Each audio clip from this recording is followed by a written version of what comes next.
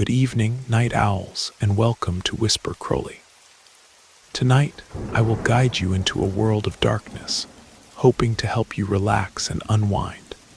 Perhaps some of you will even drift into a haunting yet soothing sleep. Before we begin, let me know where you're listening from and what time it is for you. And now, we begin. What I'm about to tell you happened when I lived in Seattle, during my second year of college. I had moved from Portland and lived in 3 different places since arriving in Seattle. This particular story took place in the second apartment I lived in.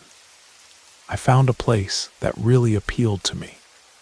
The building was quite old, but had recently undergone renovation. The structure and layout were quite unusual, and as soon as I viewed it, I expressed interest to the realtor and quickly signed the lease. I had a girlfriend at the time, and she ended up moving in with me. Let me explain the layout of the apartment.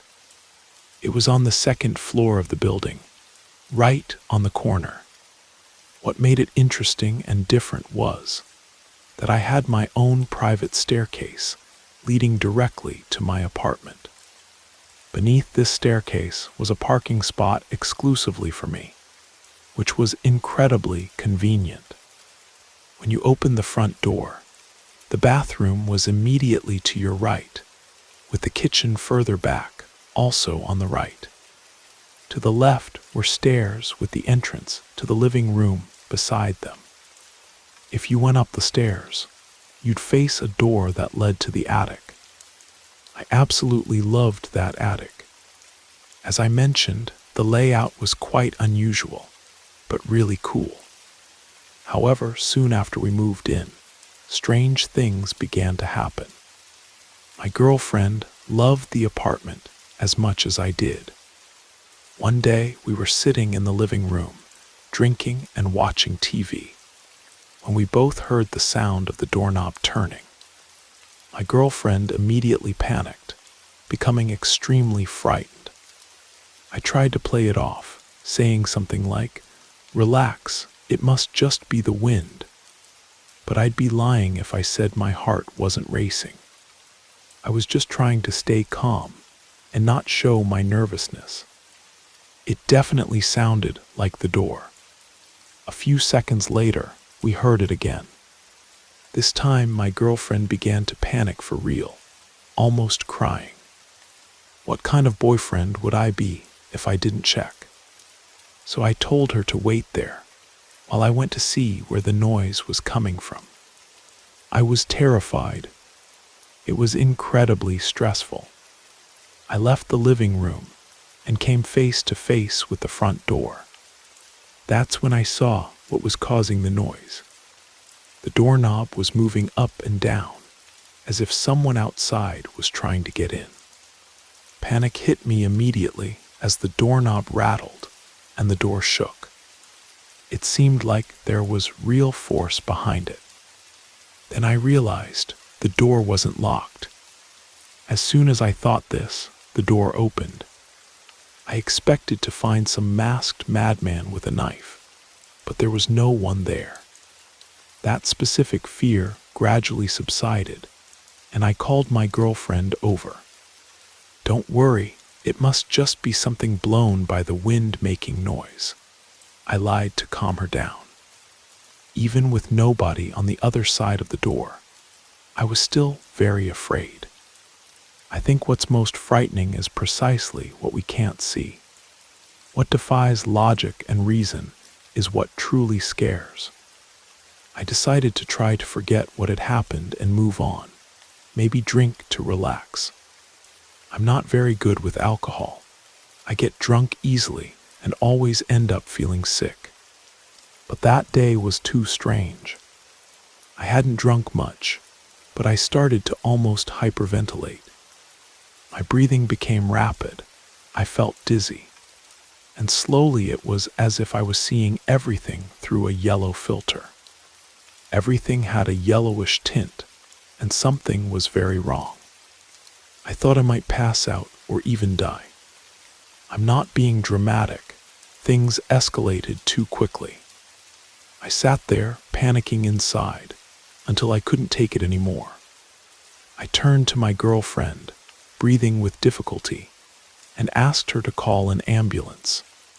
She called, the ambulance arrived, and I was taken to the hospital. There they told me I had hyperventilated, probably due to some stress. They said the symptoms were already subsiding. And as you know, I was just sitting at home drinking. So where did all this stress come from?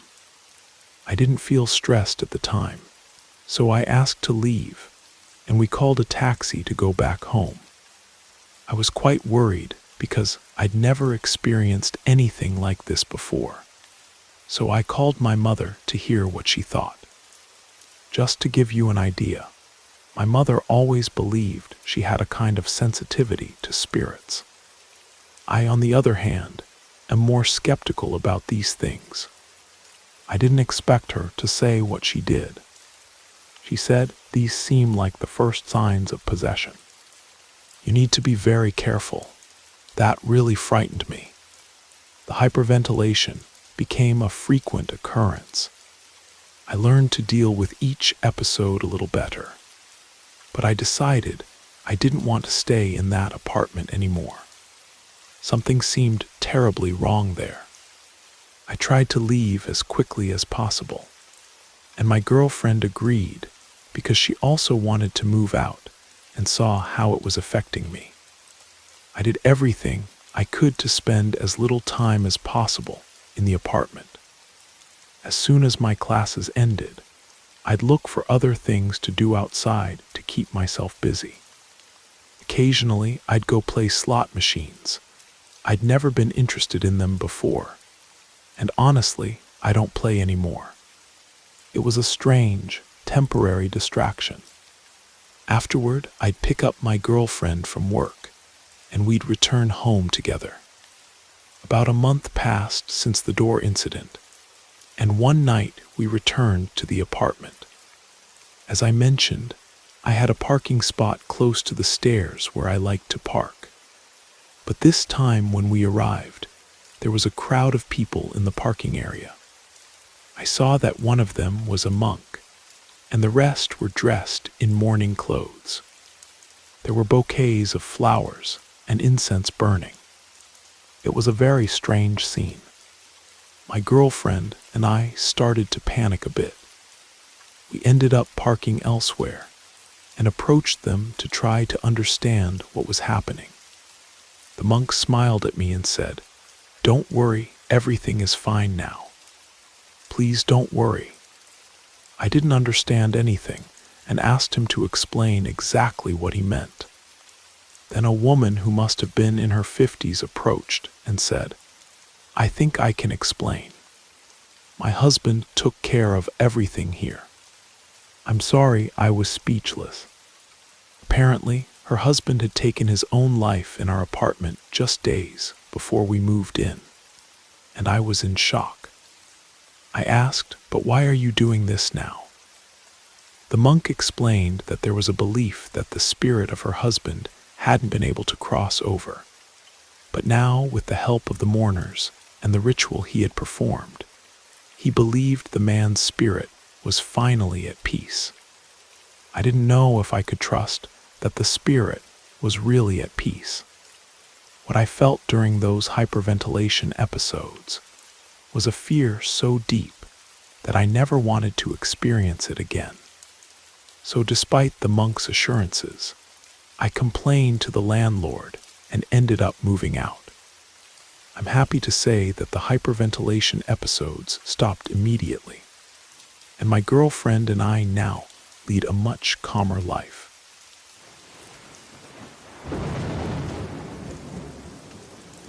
I hope you enjoyed the first story. If you did, don't forget to leave a like. But if I didn't do my job well, feel free to give it a thumbs down.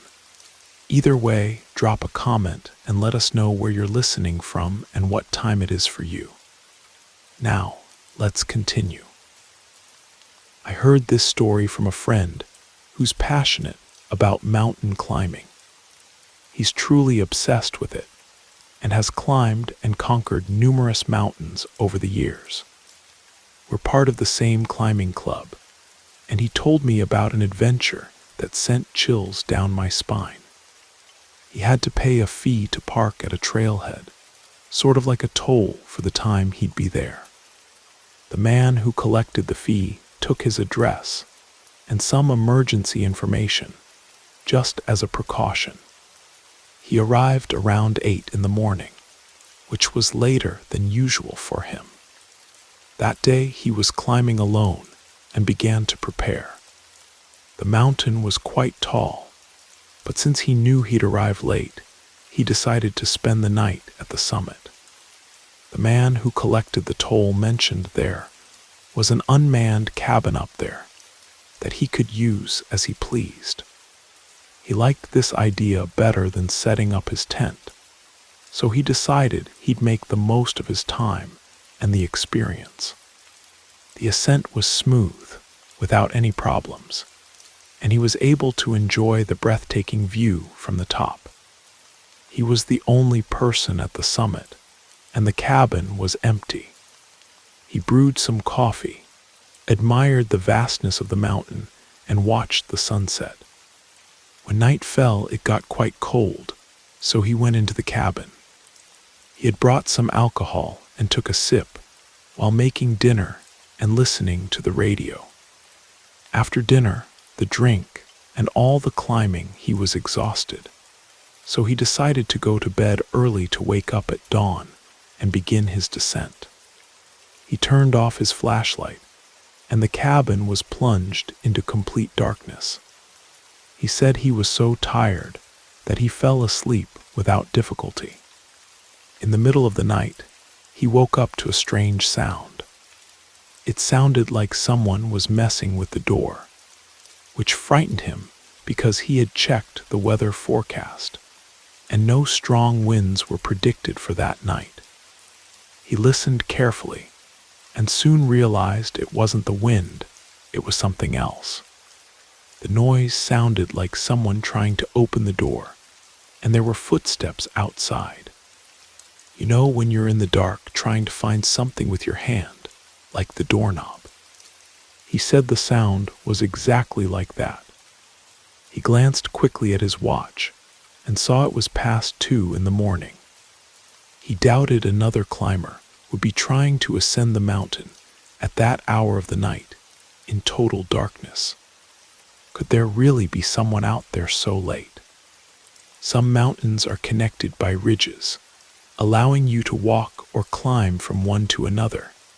But this mountain wasn't like that. First, you had to pay the toll at the parking lot. Second, there was no nearby mountain. It was just that one, with a single climbing trail. So based on what he knew and his experience, there shouldn't have been anyone around. He said it was impossible, and that terrified him. Lying in his sleeping bag, he trembled, unable to find the courage to get out. So he pretended to be asleep, keeping his eyes slightly open, waiting and hoping the noise at the cabin door would stop or simply go away. But his hopes were in vain. A few moments later, he heard the sound of the door slowly opening, creaking deafeningly. He said at that moment, he began to pray with all the strength in his heart. Sweat trickled down his forehead, and he trembled uncontrollably. He opened his eyes a little more and saw 4 figures at the entrance of the cabin, illuminated by the faint moonlight. A boy, a girl, a man, and a woman. They were all dressed in tattered, torn clothes. They carried no flashlights or any kind of light, and seemed completely accustomed to the darkness. They entered the cabin. My friend closed his eyes and continued praying for them to leave. He was terrified of this family. They defied all logic he believed in. There was no way they could be there, but there they were, and now inside the cabin. He heard their heavy footsteps on the wooden floor, as if they were looking for something. Those seconds dragged on, and he remained motionless, doing everything he could to ensure they didn't notice his presence. And then, as quickly as they had arrived, they were gone, without exchanging a word and without closing the door. He said that as soon as he saw them leave, he blacked out. I think he must have fainted from fear. When he woke up, he gathered his things as quickly as possible and began to descend the mountain. I don't know if he checked if anything was missing, but I certainly would have done that first. He dressed quickly and prepared for the descent. He descended the mountain as fast as he could, still gripped by fear of the nocturnal visitors. He didn't want to encounter them in daylight. There was something about that family that deeply frightened him. Upon reaching the foot of the mountain, he spoke with the toll man and recounted what he had experienced. He said it wouldn't be fair not to mention the incident, even if it made him seem silly or scared. The toll man then said that he was the only person on the mountain that night, which disturbed him even more. At that moment, he began to wonder if he had been visited by spirits. The toll man added, a few months ago, a family disappeared on this mountain and was never found. Were they the spirits of this family that visited him, or was the family still alive? I keep wondering if they were looking for food or something, attracted to the cabin. Perhaps something happened to them, causing memory loss or something like that. I don't know. My friend is convinced that the family that appeared in the cabin were spirits. He will never forget that night, and in all his other climbs and hikes, he has never experienced anything similar to what happened that night.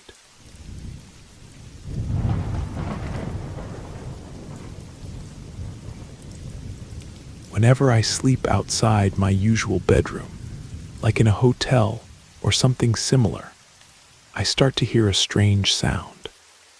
It almost sounds like someone sighing or exhaling. The sound comes from somewhere in the room, but I can never figure out exactly where.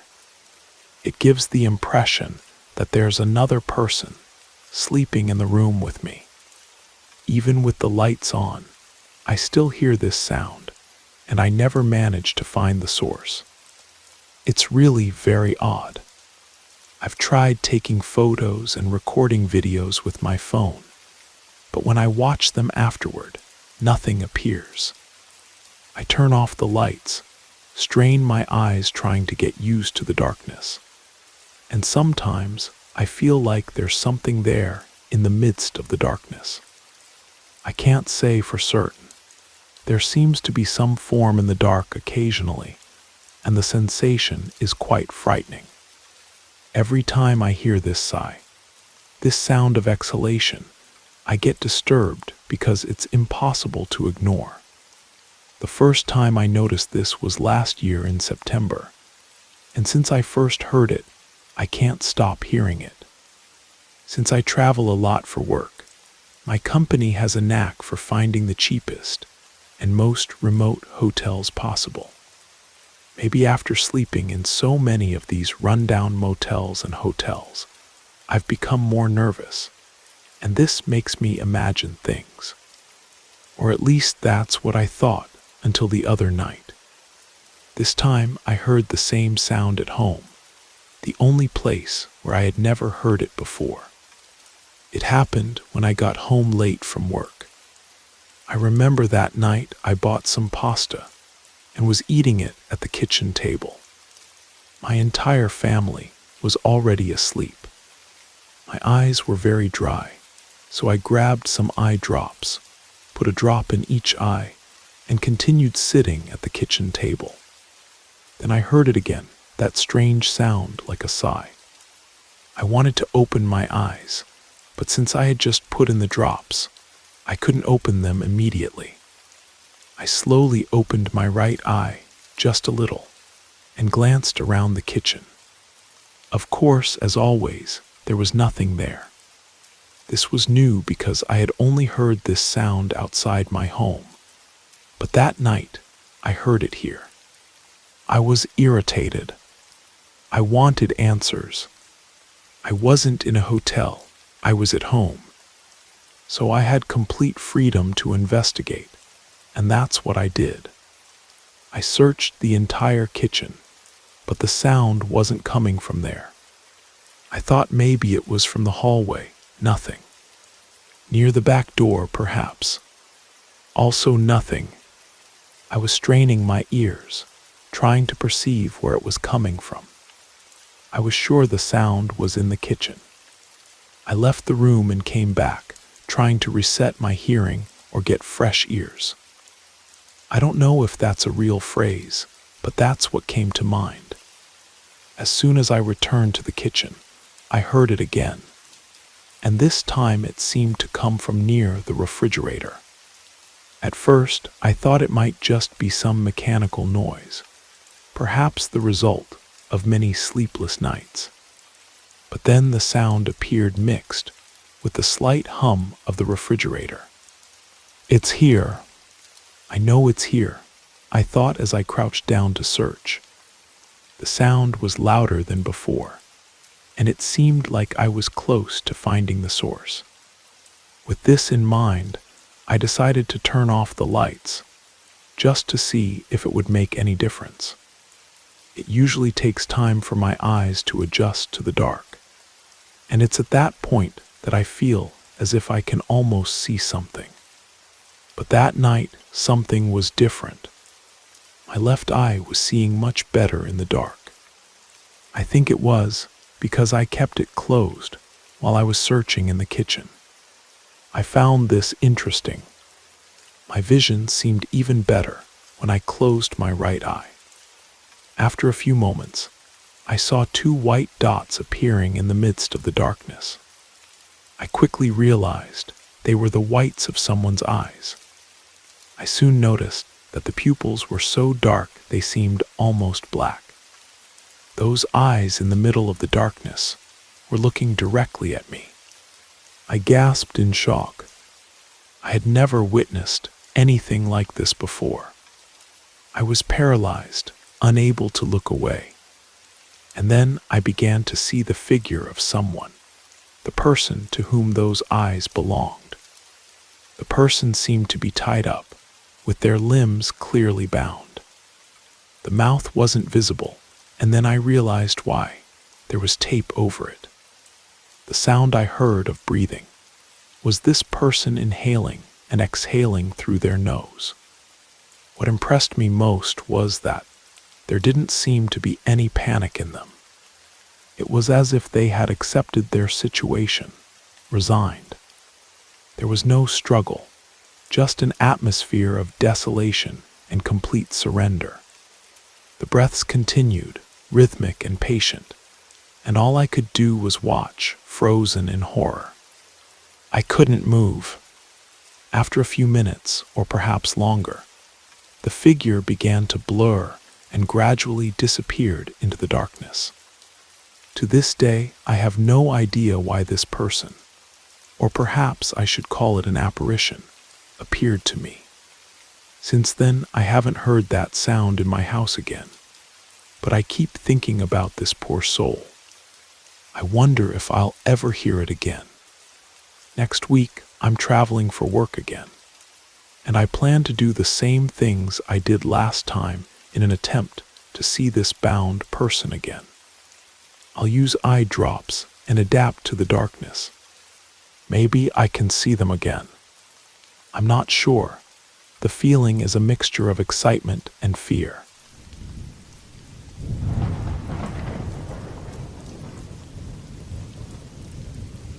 This happened shortly before a long weekend, not that long ago. There would be no school the next day, which is reason enough to celebrate, right? But I was up late for my age, around 10:30 at night. At the time, I was in high school, and I need to explain a bit about my family dynamics for you to better understand. My father passed away when I was younger. My mother works all the time, and I live with my grandparents. That night, my grandfather wasn't home, and my grandmother was downstairs doing who knows what. I was studying for some exams, those that seem super important, but that you question why. But to be honest, I was far more interested in my music than in studying. During that phase, I used to listen to songs on my portable music player. I decided to take a break and rest my eyes. I put the player aside, threw myself into the chair, and closed my eyes for a moment. When I opened them again and looked at my bedroom door, I saw something that made me jump. There was something strange there, like the silhouette of a person, just nobody from my family. Just a shadow in the shape of someone, spying from behind the door in the hallway.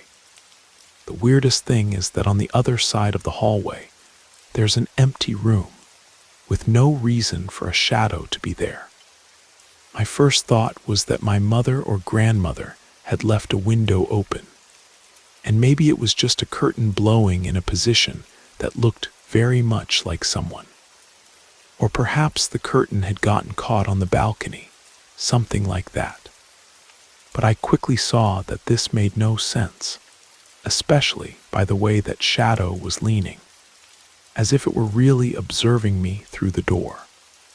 It wasn't a play of light. I saw that shadow leave the guest room and come down the hallway. It seemed focused on me, and even in the darkness, I could tell from its movements that the thing was staring at me. It slipped through the hallway door, its back pressed against the wall. I watched as it slowly retreated toward the stairs, and before I could see it descend, it simply vanished. Now here's the strange part.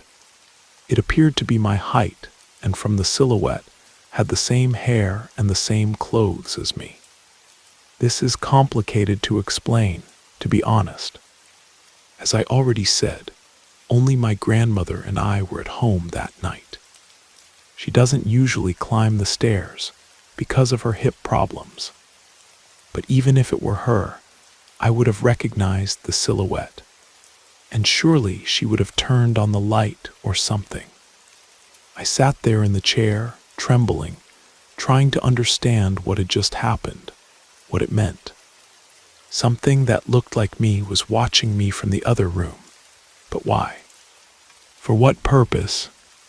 Was it some kind of spirit or a shadow person? Did the thing leave because I saw it? And what would have happened if I hadn't noticed its presence? I was horrified while my mind desperately tried to find a logical explanation, but I couldn't find anything. And this lack of answers was as frightening as what I saw. I began to get terrified and thought, what if it came back? I didn't want to go down the stairs, as that's exactly where I last saw that thing go. To this day, I have no idea what it was, and I lived in that house until I moved out, always afraid that the shadowy figure would appear again. But fortunately, I never saw it again. I've considered whether it could have been an intruder, maybe. I don't know. I was quite young and might not have had a clear understanding of things, but I don't think that was the case. I think I would have noticed some detail, like the clothes or the characteristics of someone.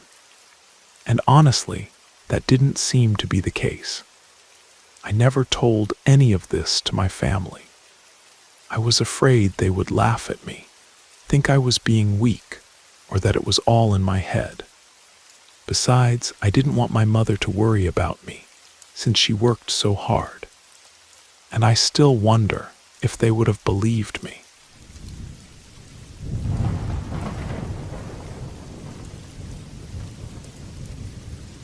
This happened about 5 years ago, when I was still living with my parents. I remember being sick at the time. I think it was a cold or fever, something like that. I was lying in bed in the morning, feeling unwell. It was around 8 in the morning when I heard my mother shout from downstairs, "I'm going to work. If you get worse, call me." At that time, we had a cat, and that day it was just me and the cat at home. The feline kept coming in and out of my room, which was irritating me a lot. I couldn't fall back asleep, and I'd reached my limit. So I got up from bed, put the cat outside the room, and closed the door. Since my parents' house is quite old, if you don't lock the door, the cat can push it open and come back in. So I locked it with a simple latch and returned to bed, but I still couldn't sleep. My body felt heavy, and I was very cold. My vision was also strange, somewhat shaky, and I don't know if this makes sense, but I can't describe it any other way. I felt very weird. I wanted to call my mother to tell her I was getting worse, but for some reason, I couldn't get a signal on my cell phone. I started to get increasingly anxious, and this anxiety grew even more when I heard my cat meowing outside the door. It was a soft meow, something like meow, you know, but there was something strange about this meow. I was thinking about this for a few minutes until I realized what was wrong. The sound seemed to come from above, not below. It sounded as if the cat were at the height of my head instead of near the floor, and that really frightened me. I couldn't understand how this was possible. There was nothing that high near the door where the cat could climb. I remained completely quiet, not approaching the door, and after a while I heard my mother's voice. "Are you okay? I came back from work because I was worried about you." It was undoubtedly her voice, but something seemed a bit off, enough to make me suspicious. There were some subtle differences in the tone and way she pronounced the words, something a little different from the usual. Another thing that didn't make sense was that she had left for work just about 2 hours ago. So why would she return so early? If she wanted to check on me, she would have waited until lunchtime. I just had a cold or flu. It wasn't anything serious. This made me uncomfortable. I knew something was wrong. The way the cat seemed to be at head height, and the sound of my mother being so familiar yet strange were enough to really scare me. I was so cold that my teeth were chattering. I sat there looking at the door, and my body seemed too heavy to move. I could only sit there, frozen in fear. I knew something was about to happen before it even did. The doorknob began to turn forcefully, repeatedly. The lock was so old that it would take little to break down that door. And while my teeth continued to chatter, I could see my breath turning into small clouds of vapor. My body became completely rigid. After a few moments, my teeth stopped chattering, and everything went silent. That's when I felt that the presence on the other side of the door had left. Whatever it was, it had gone away. When I was able to move again, I grabbed my cell phone and called my mother. The signal had returned. I was terrified, perhaps even crying, and asked, "Mom, did you just come back home?" She replied, "What are you talking about?" "I'm still at work. Is everything okay?" I said I was feeling worse and that I'd had a nightmare. I stayed in my room until my mother returned at lunchtime, completely terrified. Unfortunately, when she got home, she discovered that our cat was dead, lying right at the foot of my door. There were no visible injuries, and he wasn't sick or old. In fact, he had been happily running around the house just a few hours earlier. Now he was just lying there on his side, dead. I wonder if he was taken by whatever was trying to enter my room. And I also wonder what would have happened to me if I had believed it was really my mother on the other side of the door. Maybe my cat saved my life. I spent years trying to find an explanation for what happened to me that day, and I'd like to share some of the things I discovered. It seems that pets aren't the only victims of something like this. Whatever appeared at my house, they say demons usually target the youngest, the oldest, or the sick. They look for the weakest in the house, and in the past, this led many people to believe that sick people were the most vulnerable. Some theories suggest that somehow people subconsciously perceive that they have nothing to ward off evil spirits and bad luck. And perhaps that's why they end up wanting to have a pet. If an animal dies unexpectedly, it could be a sign that something bad is lurking. I think that's why witches kept black cats. I don't know for sure, but these are just my theories based on what I experienced in such a terrifying way.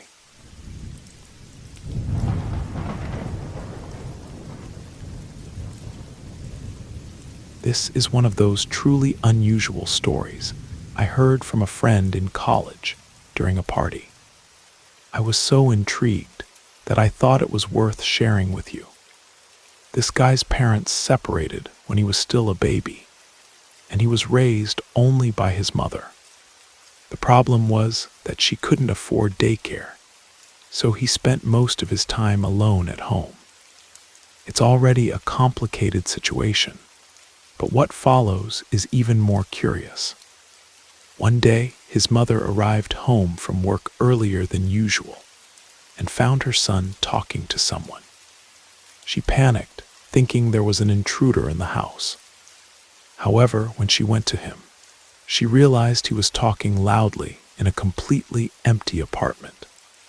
He was smiling, laughing, and chatting with something that wasn't there. As this boy grew up and became the young man who told me this story, he said he doesn't remember much from that time, but he mentioned something that always intrigued him. He described, in his words, as if there was a dark shadow in the apartment with him. He also said that this shadow was always around. It might seem sinister, but he assured me that in his view, it wasn't a frightening experience. The shadow was like an extra father to him. Whenever he was alone, he heard kind words from it, and he even said the shadow played with him. Even with the absence of his real father at that time, it seemed that he saw the black shadow as a kind of father figure. His childish heart, full of hope, rejoiced in this company.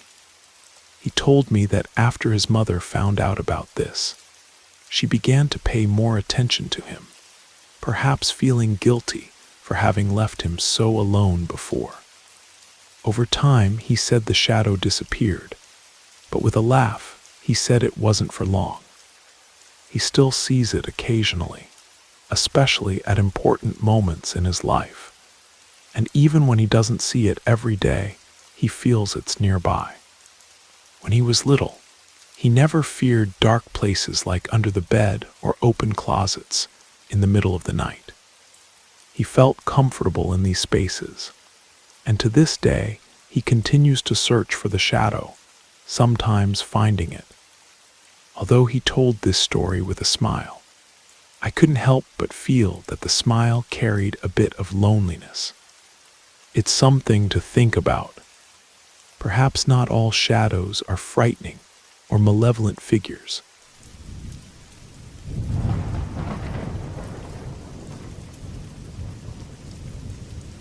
I live in an apartment that was built in the year 1989. Let me explain how it is inside, because this makes a difference. It's quite ordinary, but has a loft. To be honest, the space isn't very large. It's somewhat cramped up there, and being honest, I don't really like the loft. There's something about it that makes me, I don't know, uncomfortable. It gives a strange feeling of vulnerability, having a loft. It's difficult to explain, but by the end of this story, you'll understand why it bothers me so much. It all started with a strange sensation one night after work, and I simply couldn't shake it off. As soon as I enter the apartment, the first thing my eyes find is the loft. And then comes that impression that, from time to time, it seems like there's something watching me from up there. At first, I thought it was just fatigue, my head playing tricks on me. I've been exhausted before, you know how it is. But this sensation was different. Little did I know that on that day, something began to torment me. Let me give you a better idea. When you're lying in the loft, if you look naturally forward or down, you can see the entrance that leads to the kitchen. Normally, I sleep on my side, so I'm turned precisely toward this entrance. And from time to time, before falling asleep, I get that strong feeling that there's someone standing there, watching me from the entrance. During these uncomfortable moments, I try to distract myself by reading or force myself to sleep as quickly as possible. I turn off all the lights to avoid being distracted by anything and leave just a very faint bedside light to be able to read. But one of these nights, a deeper feeling of unease took hold of me. Something wasn't right. I heard a sound coming from below, and everything was in the dark. I stopped to listen more carefully, and it seemed like someone was breathing. Yes, it clearly sounded like breathing. The moment I realized what it was, I froze. Fear paralyzed me. My heart raced in my chest. I thought there was someone inside my house. The air in the room was heavy, almost suffocating. It seemed to completely envelop me. The environment was getting darker, and a strange sensation began to take over me. I could still hear that sound echoing through the room below, but now it seemed closer. Under the loft, there's a blind spot, but I felt like I could identify exactly where the sound of breathing was coming from. Someone was down there, leaning against the wall. I was sure of it. When this image formed in my head, a chill ran through my body. I curled up, pulling the covers tightly, trying to protect myself. It was as if I were at an impasse. I couldn't do anything, and that certainty that there was someone down there wouldn't go away. After a few moments, the breathing suddenly stopped. I thought it was all over, that my mind had played a trick on me, and relief washed over my body. But then, at that very moment, I heard a sound I knew very well, a sound I had heard so many times before. It was the unmistakable sound of someone climbing the stairs that lead to the loft, and it sounded exactly as if someone were coming up toward me. I was paralyzed with fear, unable to move again. My head became a whirlwind of thoughts, trying to understand what was happening, while the sound of footsteps climbing the stairs became increasingly clear. Suddenly, my mind cleared. I think that's what they call the fight or flight response. I decided I would confront whoever was coming up. The sound continued, and I was certain that in a matter of seconds, I would see someone's head appear right in front of me. Those seconds passed, but seemed to have lasted hours. The tension was unbearable. And then nothing. The sound stopped. It stopped at the top of the stairs. If someone were there, I should have seen them by now. The sound I heard coming up now seemed to be with me in the loft. I had no idea what was happening. I was almost certain there was no one in the house, But as soon as this thought crossed my mind, my bedside light went out, and I was thrown into total darkness. It was then that, very close to my ear, I heard three words that still chill me to the bones. "Who are you?" After that, I don't remember much. I think I must have fainted from sheer fear. All I know is that when I opened my eyes again, it was already morning. And for some reason, I don't feel like looking for explanations or understanding what happened that night. I'm thinking about moving, and I feel this might just be the beginning of something bigger. There's definitely something wrong in my apartment, and I don't think I'll be able to handle it if it happens again.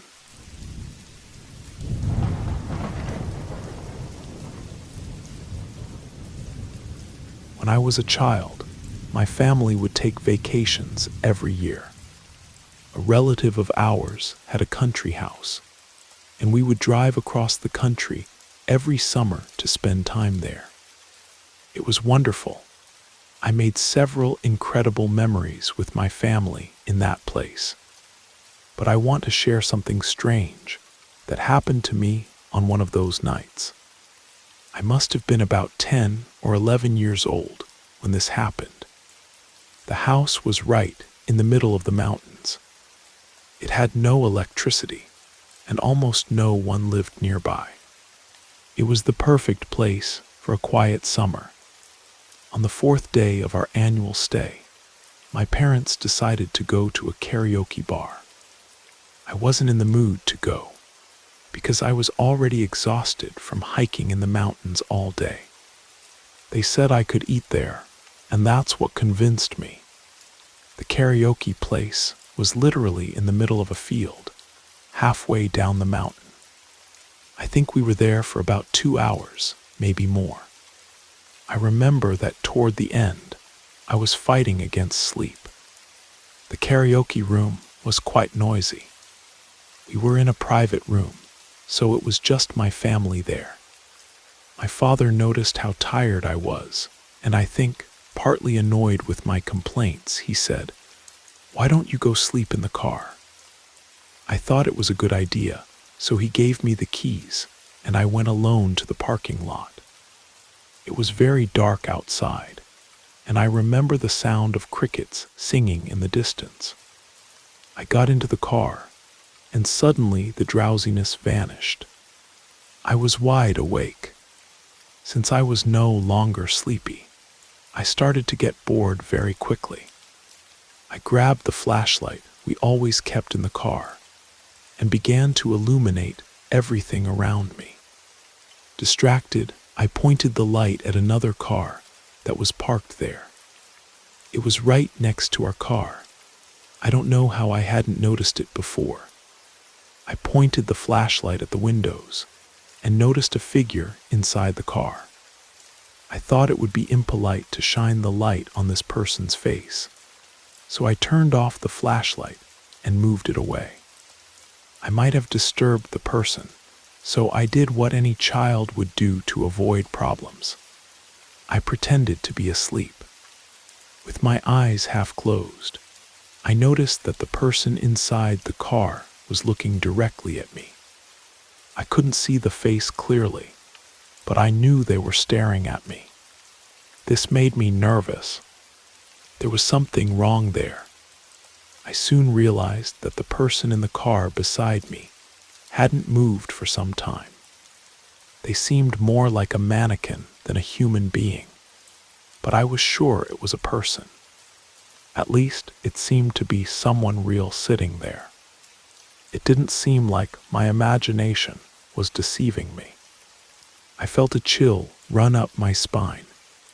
I was no longer comfortable staying inside the car. I decided it was time to leave. The instant I felt this need to leave, the figure in the other car slowly began to turn their head, just the head, in my direction, while the body remained motionless. I was completely paralyzed. It was as if I were glued to the seat. Since I had been sitting there for a while, My eyes had adjusted to the darkness. Now I could better see the outline of the person in the car next to me. The head moved too slowly, and the tension was almost unbearable. When the head turned halfway toward me, I felt my spine turn to ice. The face of that person was in a state of pure destruction. There were thick, cruel red scars covering the entire face, scars so large they swallowed the features. I couldn't see the eyes or the nose. I tried to gather all my strength to run, but my body simply wouldn't respond. Sweat ran down my forehead, and tears began to form in the corners of my eyes, but I remained trapped. Now that I'm older, I can only compare that feeling to sleep paralysis, except that I was fully awake. At one point, I began to think I was dreaming. I kept repeating in my mind, wake up, but I couldn't. I couldn't wake up because I wasn't sleeping, and it was really happening. I closed my eyes tightly and kept them that way as long as I could. I have no idea how much time passed, maybe 4 or 5 minutes, and then I decided to open my eyes. That scarred face was still staring at me. The only thing I remember from that night is that destroyed face watching me. Afterward, I was awakened by my father, who shook me. I told him what had happened, but he thought I had just had a nightmare. He didn't seem very concerned. I, on the other hand, was certain it was real. I couldn't let it go. I ended up making a small scene there in the parking lot. The experience was so traumatic for me that my mother ended up going back to the karaoke place to ask if anyone had seen anything strange in the parking lot. Soon after, the owner of the place came with my mother. She seemed quite concerned, knelt down beside the car, and asked me very cautiously what this person looked like. I think the karaoke owner wanted to make sure there wasn't anyone causing problems around there. I felt the pressure as all the adults waited for my answer. I explained that I had seen a person in the car next to ours, and that this person was staring at me, but the car had already gone. So there was no way to know who it was. They asked me to describe the person. When I told them that the person's face was covered with terrible red scars, and that they were sitting in the car next to ours, I concentrated on giving as many details as possible. I didn't even notice that the karaoke owner was crying. She stopped for a moment, cleared her throat, and with a trembling voice said, "I think you saw my daughter. She took her own life here in this parking lot. She set the car on fire and sat inside it. It's been 4 years. We all remained in a stunned silence. She seemed to want to talk about what had happened and continued to tell us that her daughter had been cruelly bullied at school. And this went on for years without her telling the family anything. When the situation became unbearable, her daughter thought there was nothing more that could be done about the bullying and made that tragic decision. I was devastated to hear this. The sadness was overwhelming. I had never felt such a heavy weight of loneliness and despair. Something she said turned on a light in my memory because suddenly I remembered something that happened right before I blacked out. I recalled that I heard a voice, and this memory has been etched in me ever since. They were just 3 words that crossed time and reached the present, and these words were, "I hate them. I truly hope her soul can find peace someday."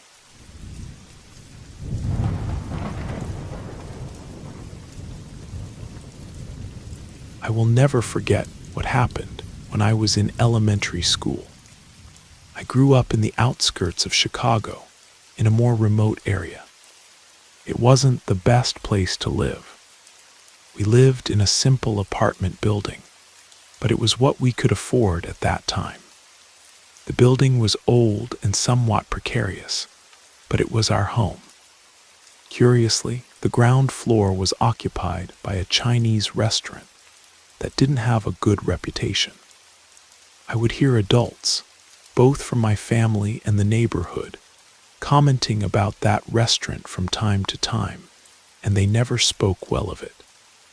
They said it was dirty, and to be honest, it really did seem somewhat dirty. But the problem wasn't exactly the restaurant. The real problem was the owner's son. We were about the same age, both in elementary school, but he didn't study at my school. In fact, I don't even know if he went to school at all. Now that I think about it, I never saw him in a uniform, and he always wore the same torn shirt and pants every single day. I also saw him bothering other children in the neighborhood, some with learning difficulties, and that made me very uncomfortable. Once I even heard him chasing a cat with a stick, trying to hit it. From the beginning, I already had a bad impression of him, and I'll go further to be honest, I hated him. He made me very uncomfortable. And if you don't think that's bad enough, wait until you hear what happened next. There was an afternoon after school when I was playing with some friends near our building. We were 4 in total. Suddenly, the restaurant boy appears with that cursed stick. I didn't see him coming at the time. I noticed he was there when I felt my skirt being lifted. I turned around, shocked, and my friends were wide-eyed. I came face to face with him. I immediately screamed, asking something like, "What do you think you're doing?" He stared at me without a hint of shame, as if he hadn't done anything wrong. He didn't seem irritated at being caught in the act. In fact, he seemed angry at my reaction, and made that tusk sound, you know. I didn't wait for him to say anything else. I simply kicked backward with all the strength I could muster. He fell to the ground with a thud and began to groan in pain. He glared at me, and I expected him to retaliate, but instead he smiled, and I tell you, that smile gave me chills. At that moment, I knew I needed to avoid that boy at all costs. When I went out to play with my friends, if I spotted the restaurant boy, I would do everything possible not to cross paths with him. We even played in places further from home, just to avoid the chance of encountering him. But suddenly, he started appearing in other places. It was as if he always knew where we were, and of course, as soon as we saw him, we would scatter like pigeons. Nobody wanted to be near him. Sometimes he would approach without us noticing, usually trying to annoy us when we were at the park. And in the summer, all the children wanted to be at the park. So even if he was around, I didn't want to let him ruin our days of fun. Over time, he drifted away and seemed busy with his own things, so we stopped avoiding the park. He wasn't bothering us anymore. We loved that slide, and it wasn't just any slide. It was immense, with tunnels where we would slide down super fast, and it had the shape of a whale, which we thought was amazing. One day when we arrived there and climbed the stairs to slide down, we saw 4 small juice bottles at the top. There was a note underneath them, written on a torn piece of paper, and it said "Free, take 1" in horrible handwriting. One of my friends began to shout and celebrate, saying things like, "Look, we got something for free." But I was suspicious. My parents always warned me not to pick up things from the street, and this seemed like one of those situations. So I preferred not to get involved. One of my friends, Sarah, said something like, "What are you afraid of?" "This is for us," and grabbed one of the bottles. Two other friends joined her, and suddenly I felt like the spoilsport for not participating. Each of them took a bottle and shouted, "Are you sure you don't want one?" Sarah looked at me, a bit irritated that I wasn't going to take one. As she unscrewed the bottle, she was the first to drink the juice, tilting her head back and drinking quickly. She managed to take about 3 sips until it happened. Suddenly, she doubled over forward and started spitting out the juice, or rather, vomiting. She was vomiting with such force, it looked like something straight out of The Exorcist. And right after, she began to cough a lot, and we laughed, saying, "That's what you get for drinking too fast." But then we realized there was a problem. She simply wouldn't stop coughing. We all stood looking at her, thinking, "She's coughing too much. When is this going to stop?" Then I broke the silence and asked, "Are you okay?" But she didn't answer. She continued to cough and choke. The joke wasn't funny anymore. She started to spit, and when I saw her saliva on the ground, it looked brown. I looked at her face and saw brown foam coming from the corners of her mouth. At that moment, I knew something was very wrong. We began to scream, and panic took over all of us, calling for Sarah, desperately wanting her to say she was all right. Sarah looked at us, clutching her chest, and the last thing we could hear her say was, "Hot, hot, Mom." She was writhing. An older woman who saw us crying and screaming came running and asked what had happened. All we could say was that Sarah had drunk the juice we found at the top of the slide. While we were trying to explain amidst the desperation, we saw the woman's face change to an expression of pure horror. She quickly took a flip phone from her purse and called an ambulance. We girls didn't know what to do besides panic in the middle of all that confusion. I felt a strange need to step away from Sarah, as if someone were watching me. When I turned around, I came face to face with the restaurant boy. He was crouched behind some plants in the park.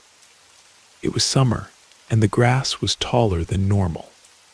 He was there, crouched, watching our confusion with a satisfied smile on his face. My other two friends, of course, not Sarah, didn't notice him, but I did. And as soon as he realized I had seen him, he ran away. Shortly after, the ambulance arrived to help Sarah. My parents and the paramedics began to ask me several serious questions, but I couldn't answer everything. It all seemed like a blur.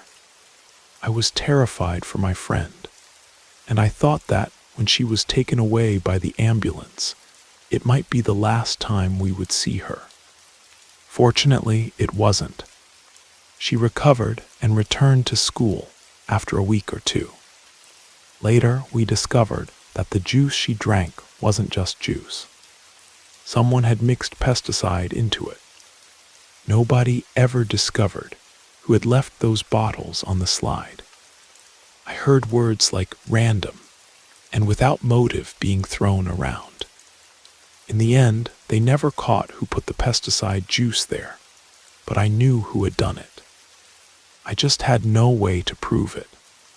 I was just a child and had no idea what I could do with this information. Deep down, I was just relieved that Sarah was back at school and was safe. I think I was also afraid to speak my theory out loud. I was concerned that if I told someone, he would try to hurt me or my friends again.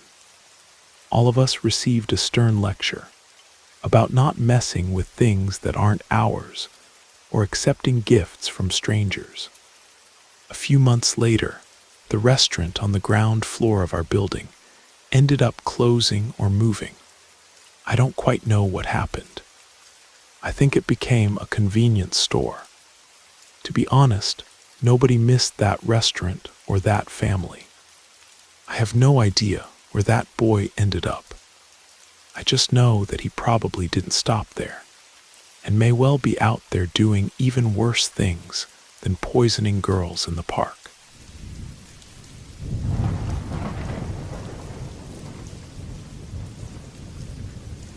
Good evening.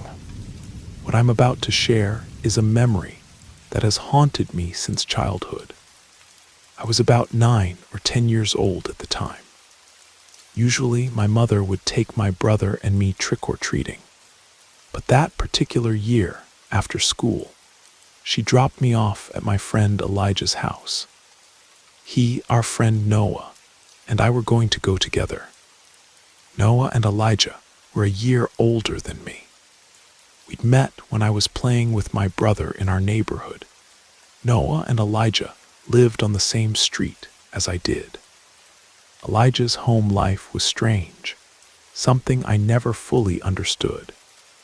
His sister was around 23, so there was quite an age gap between them. She seemed to always be looking after him whenever I visited. Their house had a constant smell of incense, and his sister always had some different guy hanging around. She was never particularly friendly to me, never said hello or acknowledged my presence. Elijah's father wasn't in the picture, and his mother, from what I gathered, worked in another city. I think I only saw his mother a few times. The truth is, we never stayed in touch long enough for me to understand their whole situation. My mother dropped me off at Elijah's house, expecting his mother would accompany us trick-or-treating. After saying goodbye, I entered the house, and Noah was already there. We all brought large pillowcases to fill with candy. It was then I realized neither Elijah's mother nor his sister would be joining us. Being so young, I felt a bit uncomfortable knowing that Noah and Elijah would be guiding us.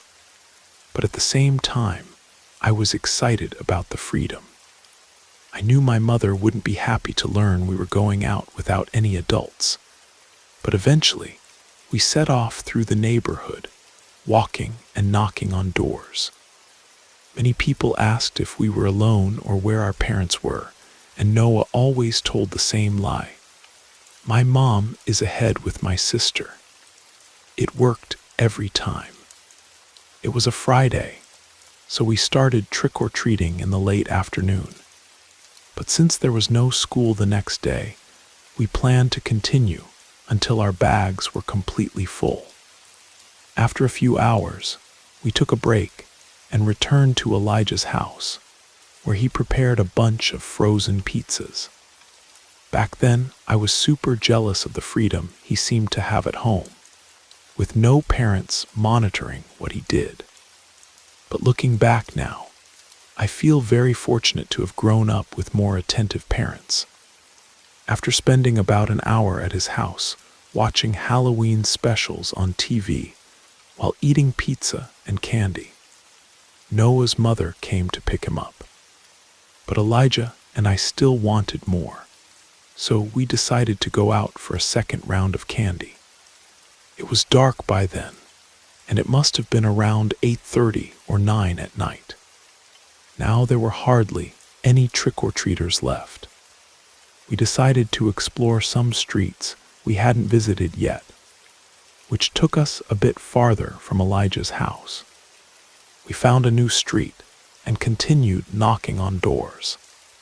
Some houses were no longer answering, and at those that did, most people commented on us being alone or how it was getting late. We noticed a man pushing a baby stroller several houses behind us. He was walking very slowly in our direction, probably a father taking his young child trick-or-treating. We continued on our way, going from house to house, until the man with the stroller got closer. He began to whistle softly when he finally caught up to us. "How's the candy collection going, boys?" he asked. Good, we replied in unison. It's getting late. I'm heading back home. I can give you what's left of my candy, he said. Elijah and I looked at each other, surprised, as if we'd won the lottery. Elijah asked what kind of candy he had, and the man replied, all sorts of different things. He explained that he hadn't been able to distribute much because he wanted to take his daughter out for Halloween. There was a bag hanging from one of the stroller handles, full of candy. The stroller was completely covered by a fold-down canopy on top, so we couldn't see his daughter. He said she was sleeping and he didn't want to wake her, but he pointed ahead and said his house was just over there. So we began to follow him as he pushed the stroller, now walking a bit faster. As we walked, I noticed there was almost no one left on the street. Even though it was a Friday night, it seemed like a quieter part of the neighborhood. The man chatted with us, asking questions like which part of the neighborhood we were from, where we went to school, basic things. I let Elijah answer most of it, since he was a year older than me. At that age, I thought he should take the lead. Several times as we walked, the man leaned over the stroller and spoke to his daughter in a sweet tone. Then he'd turn around and give us a smile. Finally, we arrived at his house. He guided us up the walkway with the stroller, opened the door, went in first with the stroller and his daughter, and then invited us in. Elijah went in first, and I followed. I was the one who asked, "Can we leave the door open?" The man paused for a moment before saying, "Yes, of course." He said he'd be right back with the bags of candy. He pushed the stroller into the middle of the living room, a few feet from where we were standing. I nudged Elijah because I was starting to feel uncomfortable. I whispered why he would keep the candy so far away. Elijah didn't respond. Instead, he turned, looked into the living room, and went over to the stroller. When he lifted the part covering the baby, his face turned disturbed. He came back quickly and whispered, "Let's get out of here." Elijah started running, and I followed right after, despite it being harder because of the heavy bags we were carrying. I was still confused about what he had seen, but then we heard a woman's voice. "Hey." "Excuse me," it was a neighbor of his. She came running toward us and asked if we knew that man.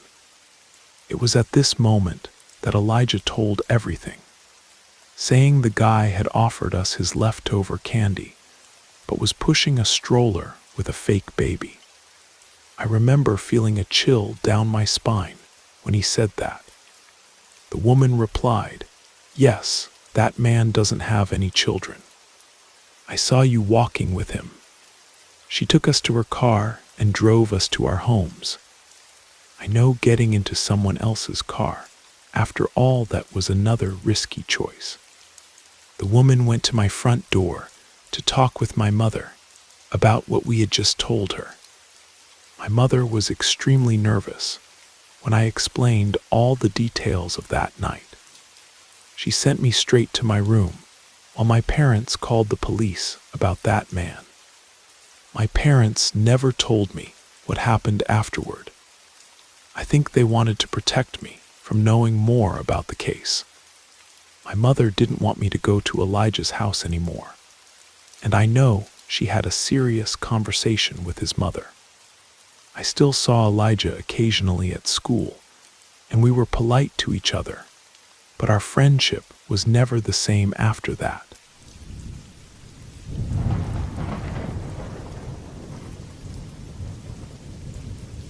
It was Halloween night back in 2018. My parents had put me in charge of handing out candy to all the kids who stopped by our house that evening. My mom, as usual, had bought a mountain of candy bags that I already knew would last for weeks. and that I'd inevitably end up eating despite trying to lose a few pounds. I'd always told her she bought way too much candy. The house where we live sits at the end of a dead-end street in a cul-de-sac. We typically don't get many trick-or-treaters out here. Yet there was always a faithful little group that showed up, knowing our house was generous with the treats. That year, Halloween fell on a Wednesday. I was in college, and luckily on Wednesdays and Fridays, I didn't have any classes that semester. So I used the morning to go to the gym, and then got ahead on some college assignments. It was always around 4 in the afternoon when the sounds of children began, indicating that the candy hunt had started. I think the first time the doorbell rang was between 4 and 5 o'clock. The day unfolded as expected. There's not much to tell about handing out candy to kids, while my dog, Cooper, went crazy every time someone rang the doorbell. I'd say between the first ring until about 8 at night. I must have answered the door for maybe 10 or 15 kids at most. As I mentioned, our cul-de-sac isn't exactly the most practical place to visit. Since it was a Wednesday, things quieted down much earlier than usual. I managed to get quite a bit of homework done, made progress on my projects, and then ate some of the stew my mom had left before heading to my room to watch Stranger Things. I was already on the second episode when I heard the doorbell ring unexpectedly. Cooper started barking again. I looked at the clock. It must have been around 9:30 at night. This was definitely outside the normal hours for trick-or-treating. I went down to the front door and opened it. Through the glass door, I saw a very tall man dressed as a clown with a really frightening mask. From his physical build, it was clear he was a man. He was alone. He waved and pointed to a brown bag he was holding that looked practically empty. I didn't open the glass door, just spoke through it. "Sorry, but we're out of candy." I closed the door immediately and locked it. The next second, I regretted having opened it at all. I honestly thought it would just be a late child or maybe a parent who had worked late and was trying to get in one more trick-or-treat stop for their kids. But whoever was on our porch wasn't a child. In fact, he didn't even seem like a teenager. The person was huge, and the clown costume made him appear even larger. Thankfully, I hadn't grabbed the candy bag before opening the door, so he didn't realize I was lying. I stayed near the door for a while, trying to hear if he was walking away, but I couldn't hear any footsteps. Then the doorbell rang again, and there went Cooper, getting frantic again. I picked him up in my arms, turned off the lights downstairs, and went upstairs. It was my clumsy attempt to make the guy believe there was no way I'd open the door again that night. I put Cooper in my room and closed the door to prevent him from continuing to bark. Then I stood at the top of the stairs, just listening.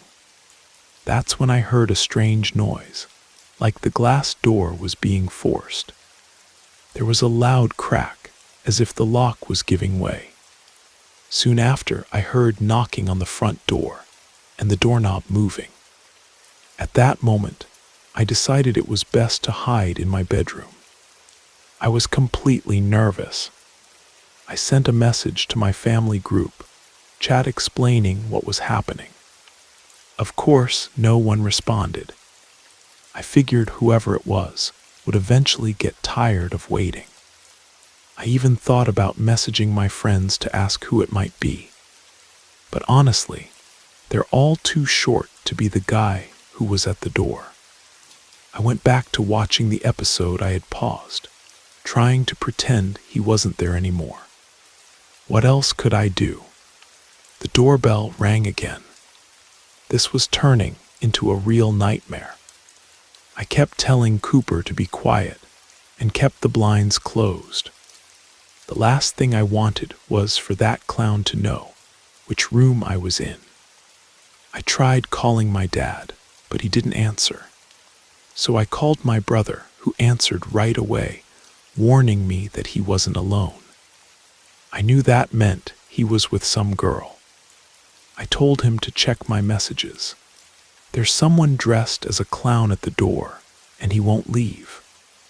My brother just said it was probably a Halloween prank and that I should ignore it. He seemed in a hurry to hang up, so I ended the call. I tried to believe he was right. Honestly, it made more sense that it was just a prank. After a few more minutes of sitting nervously on the edge of my bed, the doorbell finally stopped ringing. I finally felt like I could relax a bit, and I lay down. I started to drift off to sleep gradually. I turned off the TV for silence and darkness in the room, and soon after, I fell asleep.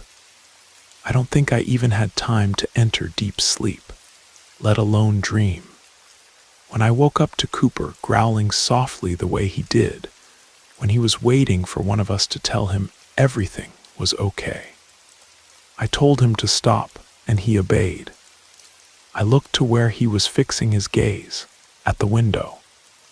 I paid attention and noticed a sound coming from there, like someone gently tapping on the outside. It seemed like something was rubbing against my window. My room was on the second floor.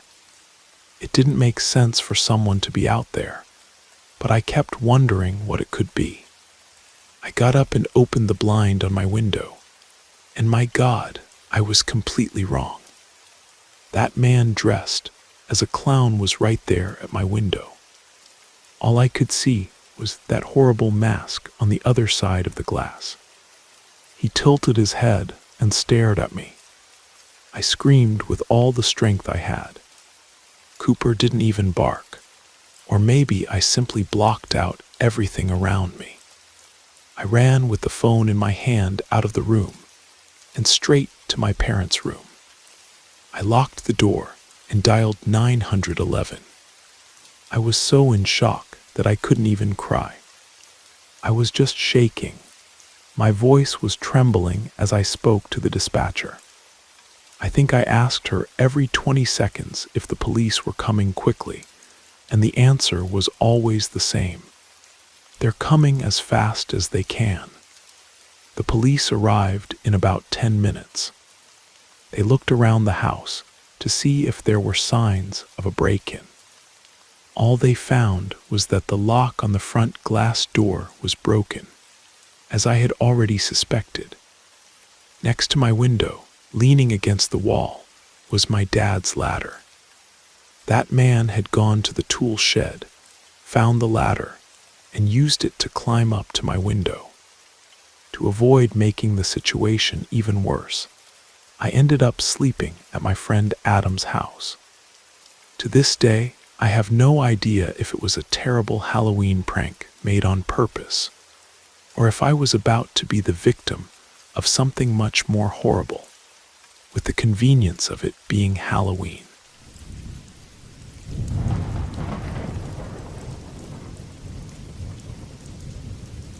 It was late October, a Saturday of Halloween weekend. I think that year Halloween fell on a Tuesday, so the big party ended up happening on the previous Saturday. My friends and I were still on the hunt for something last minute, since everything seemed booked up. Our ideal plan was to find some house party. We all had hilarious costumes and really wanted to make the most of them. My friend Isabella decided to post something on her Instagram and Snapchat stories asking about parties that night. I confess it wasn't something I would do. I'd find it a bit presumptuous and even somewhat embarrassing. But I was glad she had the courage. To my surprise, shortly after, she sent a message to our group saying someone had responded. She sent a screenshot with the details, the address, start time, and some basic rules like the party would only be inside the house, nothing in the yard, and everyone should bring their own drinks.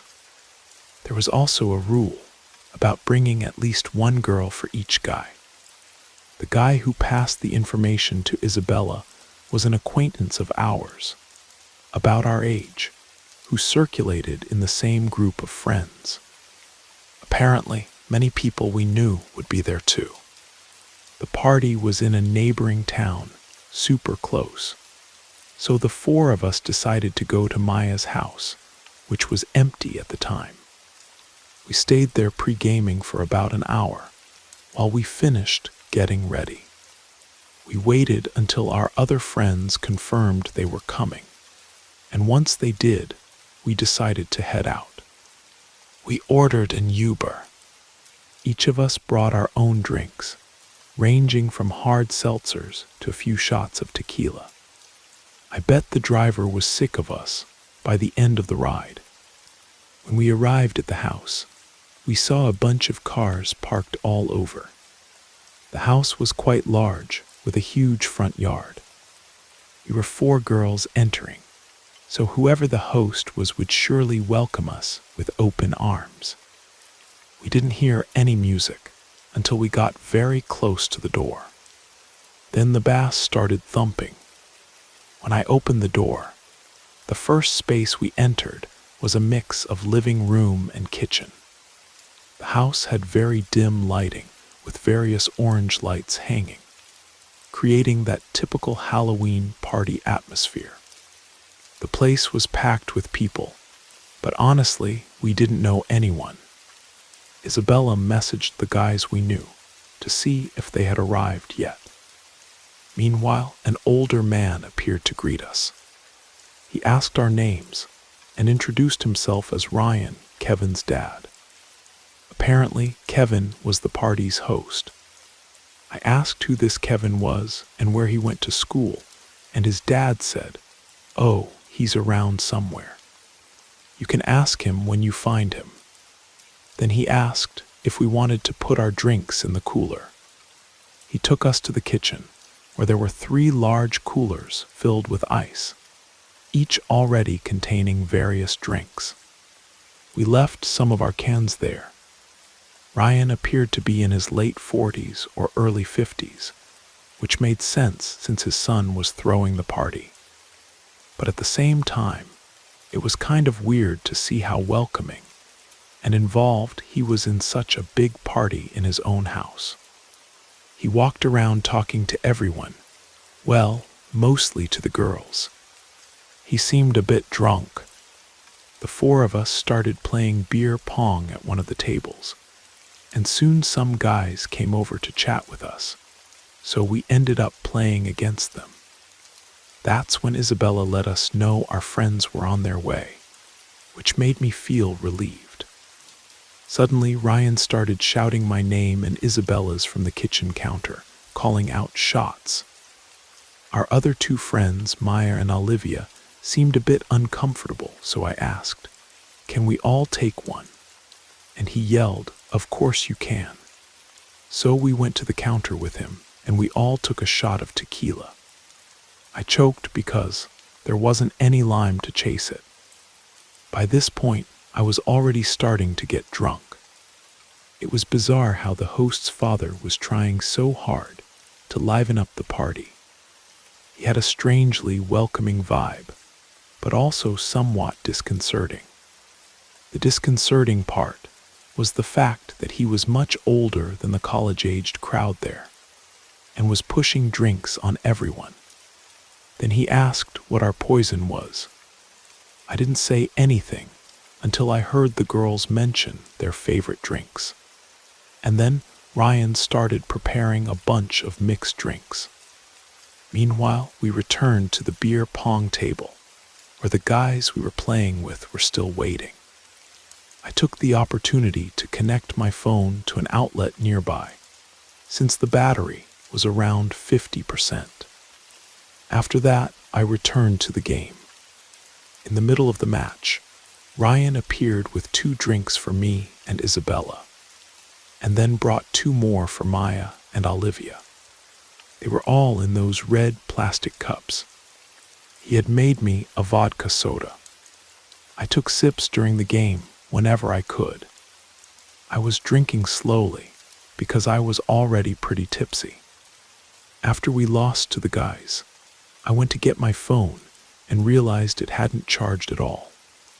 It was still at the same battery percentage. The outlet wasn't working.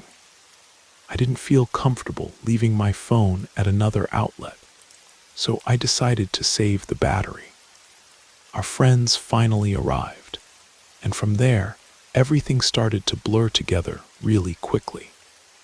One second I was talking to our friend Vincent, and the next, everything went black. The next thing I remember is being woken up by my friends in the car, already in front of my house. I felt dizzy with blurred vision and a spinning head. We were in one of our friends' cars, and one of the guys helped me get to the front door. After I went inside, they left. I was home alone except for my parents, who were already sleeping in their room. I felt like I had drunk too much, but at the same time, something was strange. The dizziness was different from any other time I'd been drunk. I felt weird. I went straight to my room and lay down to sleep. I grabbed my phone and saw I had some messages from an unknown number. When I opened them, I realized there were already several. The first was a message from me with my name, and the response was Ryan. Right after he wrote, "You look so beautiful." By the timestamp, this was still during the party, and then about 2 hours later he sent, "Where did my favorite girls go?" I was shocked to realize I had given him my number. I must have been much drunker than I thought. Still, I put my head on the pillow and passed out immediately.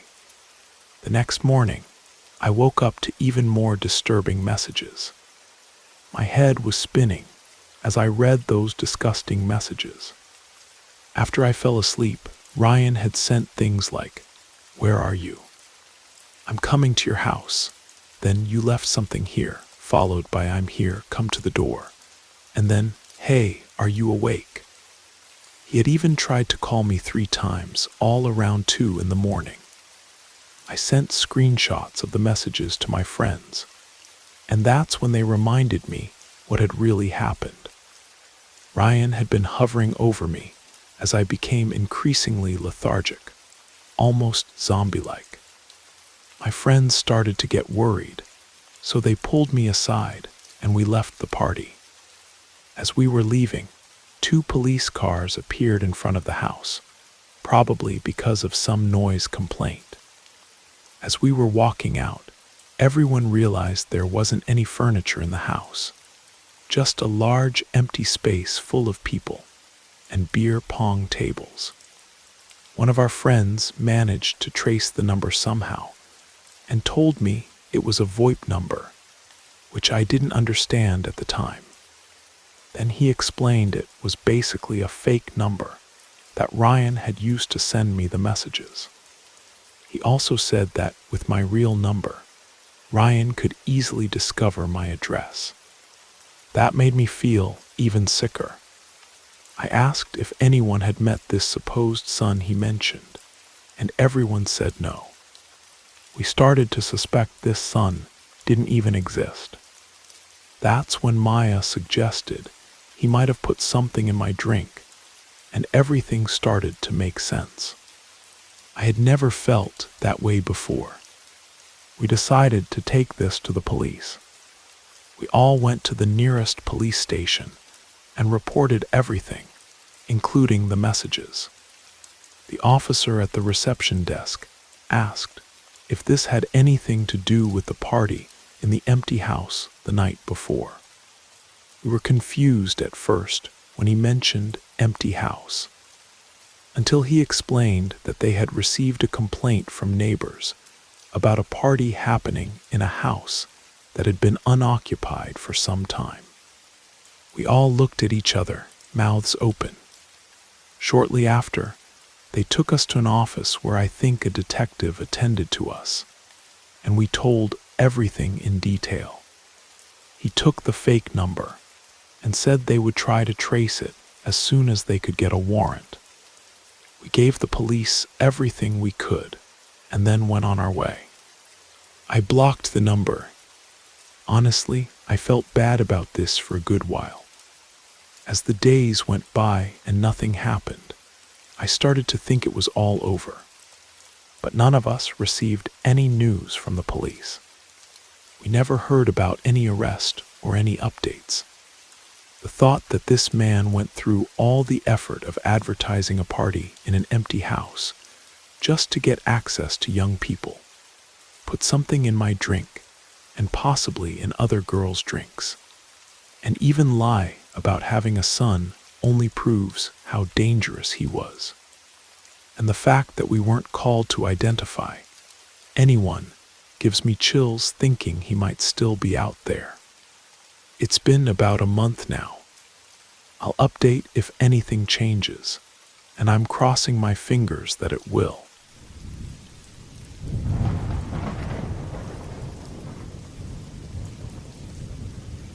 I don't usually talk about this with anyone, but I've reached a point where I felt I needed to share what happened to me. Good evening, my name is Gabriel. I don't know if anyone will believe me, but part of me doesn't care anymore. I just want to put into words what I experienced, almost as if I could free myself from a burden. If by chance you read this to the end, I thank you from the bottom of my heart. Maybe you'll think I exaggerated, or that my mind played tricks on me. I'm not sure of anything myself, but I'll try to be as honest as possible. I grew up in rural Tennessee, in one of those small farming communities where everyone knows each other by their first name. I lived there until my early 20s, but then I moved away to try my luck elsewhere. I ended up returning when my grandfather got sick, which made me rethink a lot of things. Back in the small town, people greeted their neighbors every morning, talked about the corn harvest or the next church festival. After my grandfather passed away, I inherited his small house. I didn't think twice and went to live there, thinking it would be a quiet life. And it was for a few months. But everything changed about 2 years ago, when something strange started happening to me. I worked at a simple diner, almost always across from the main square. It was a place where you could buy everything from bottles of soda to small appetizers. My shift started mid-morning and went until early evening. At that diner, I served the locals who came to chat or pass the time playing checkers. The evenings were calm, and I liked to close the doors shortly after 9 o'clock, when practically everyone was already home. In this routine, I had no health concerns. I had always been strong, despite not being very tall. I had my habits of eating well and sleeping early. But suddenly, I started feeling a tiredness that wouldn't go away, as if something was draining my energy. At first, I thought it was because of the change in routine. Or maybe I wasn't eating right since I took over my grandfather's house. But the exhaustion got worse. I woke up with no desire to do anything, feeling my body heavy. My spine ached, and my shoulders seemed to be carrying cement bags. Out of stubbornness, I ignored the signs and kept going until about a week later I had a high fever. I went to a small health clinic that was about half an hour from where I lived. They did blood tests, measured my blood pressure, but found nothing out of the ordinary. The doctor on duty said I might be stressed or lacking some vitamin. I went home with medication, believing that drowsiness and that bad feeling would disappear with a few days of rest. But they didn't disappear. 6 days later, I had lost so much weight that my pants were loose. I started having strange nightmares, the kind where you wake up confused, not sure if you dreamed or actually saw something in the room. The townspeople began to notice my haggard appearance. Some said it was laziness, others thought I was depressed. Some even joked that I needed to drink orange leaf tea. Of everything they offered me, I tried teas, cabbage juices, and herbal baths, but nothing worked. One morning, I woke up with unbearable back pain. It felt like I had worked in a field all day, but all I did was sleep. I thought about going back to the doctor, but the clinic didn't operate on weekends. That day, I ended up not even going to the diner. I stayed in bed the whole time. My cousin Vivian showed up in the late afternoon to see how I was doing. She looked at me and was startled. "You're very pale. You look like a different person, much thinner." I told her about the strange dreams, the body aches, the tiredness. She was quiet for a while and said softly, "A friend's mother had something similar and was advised to seek help from a faith healer who lives on a remote farm." When I heard that, I dismissed it. I never believed much in spiritual healing, but Vivian insisted, saying it wouldn't hurt to try. I thanked her but said no. In my head, it sounded like a waste of time. In the nights that followed, the nightmares got worse. I dreamed of a dark place that looked like an endless corridor. In the back, there was a half-open door, and someone was calling me by a name that wasn't mine. The voice was so muffled that I couldn't understand properly. I woke up covered in sweat with a bad taste in my mouth, as if I had been chewing dirt. One of those early mornings, I thought I saw a figure near the kitchen door. I got up scared, turned on the light, and there was nothing there. I even tried to convince myself it was just my tired eyes, but I was left with the strange feeling that I wasn't alone. The next day, I chose to talk to my neighbor, Mrs. Teresa, who always invited me for coffee and was full of advice. She listened to everything and commented, "When the doctor finds nothing, sometimes it's something from the other side." Her terms gave me chills because they reminded me of old stories from my grandfather, who used to say that in this world there are things we don't see, but that influence our lives. Mrs. Teresa told me about a lady she knew named Persida who could help me.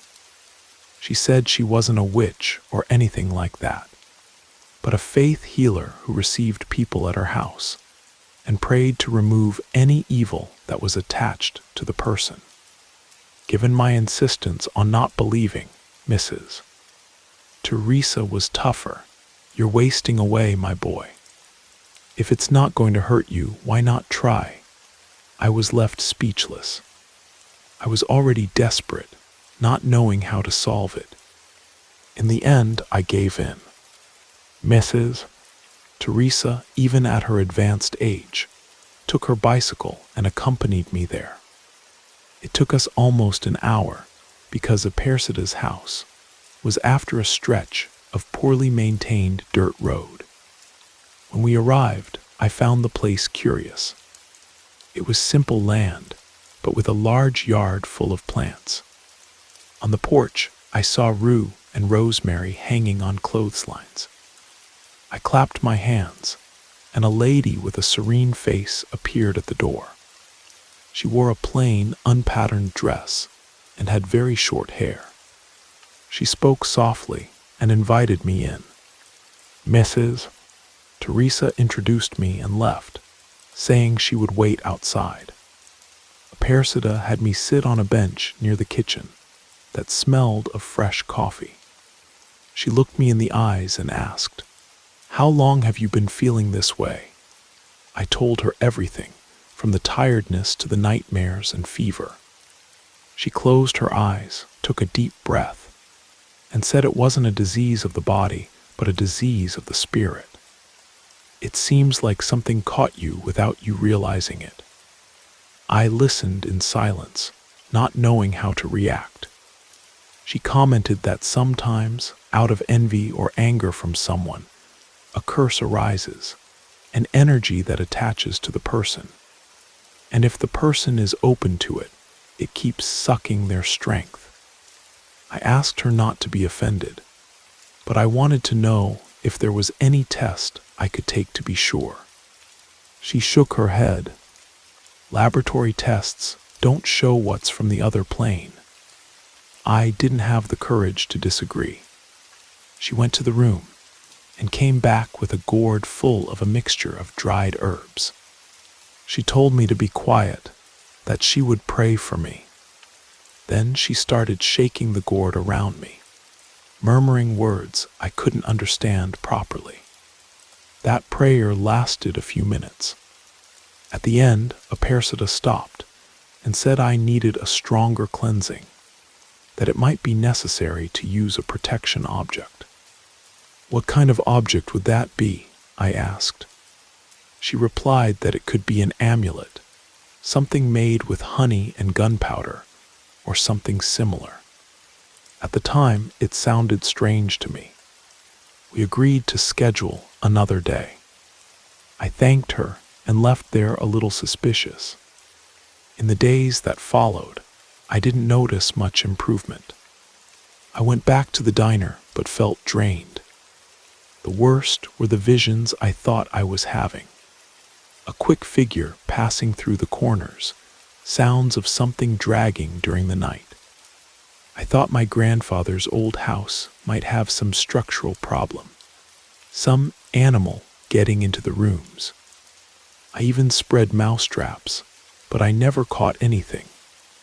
On the contrary, the mouse traps would be found dismantled, and in a different corner from where I had placed them.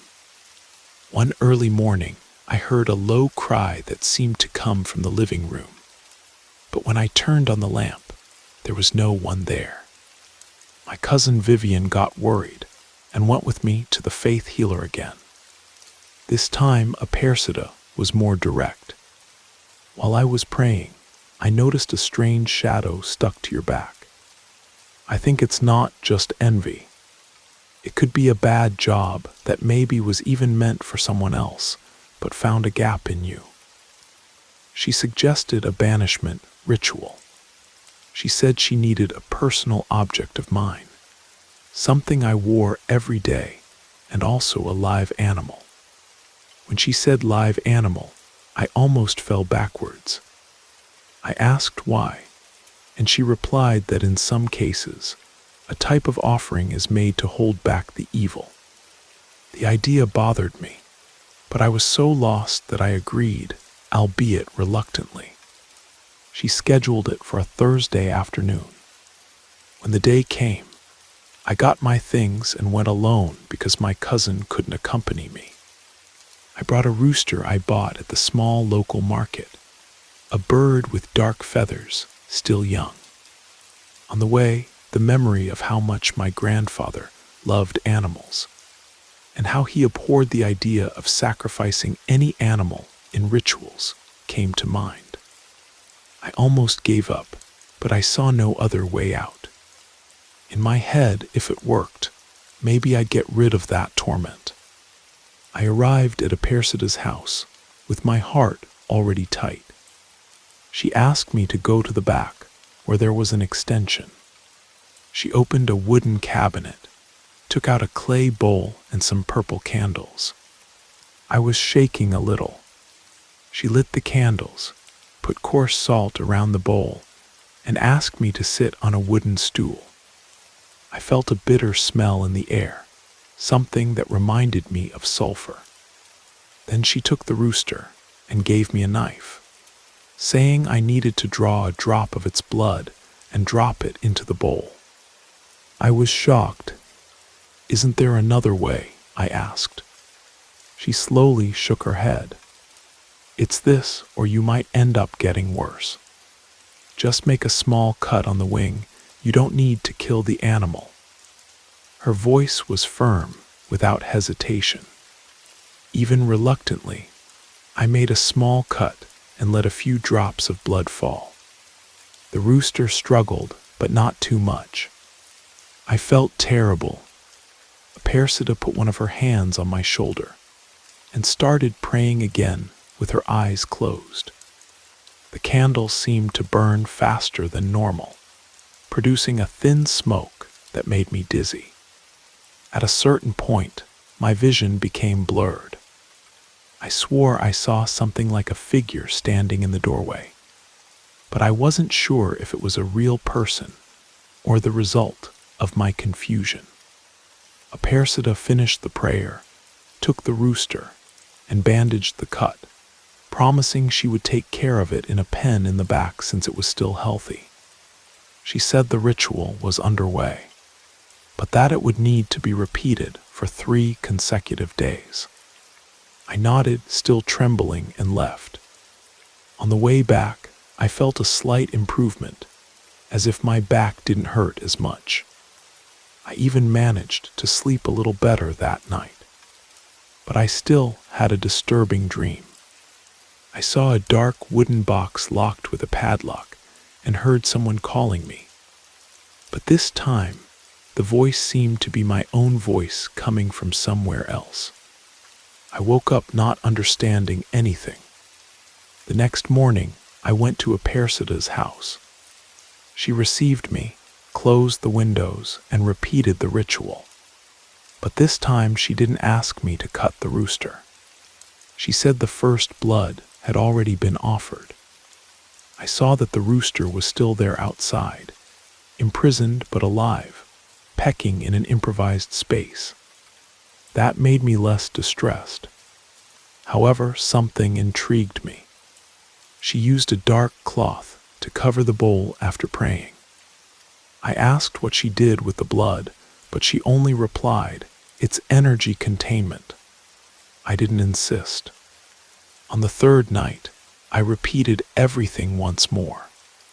When it was over, Apersida handed me a small object wrapped in raw fabric. "Keep this.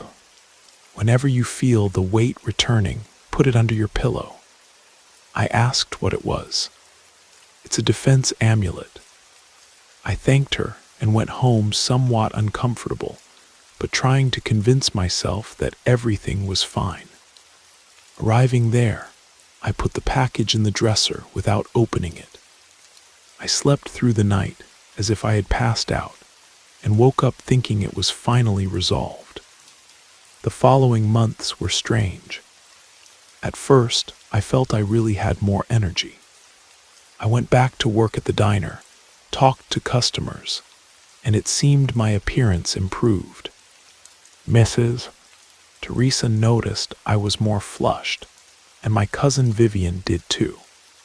But sometimes I got sudden dizziness, a kind of tightness in my stomach.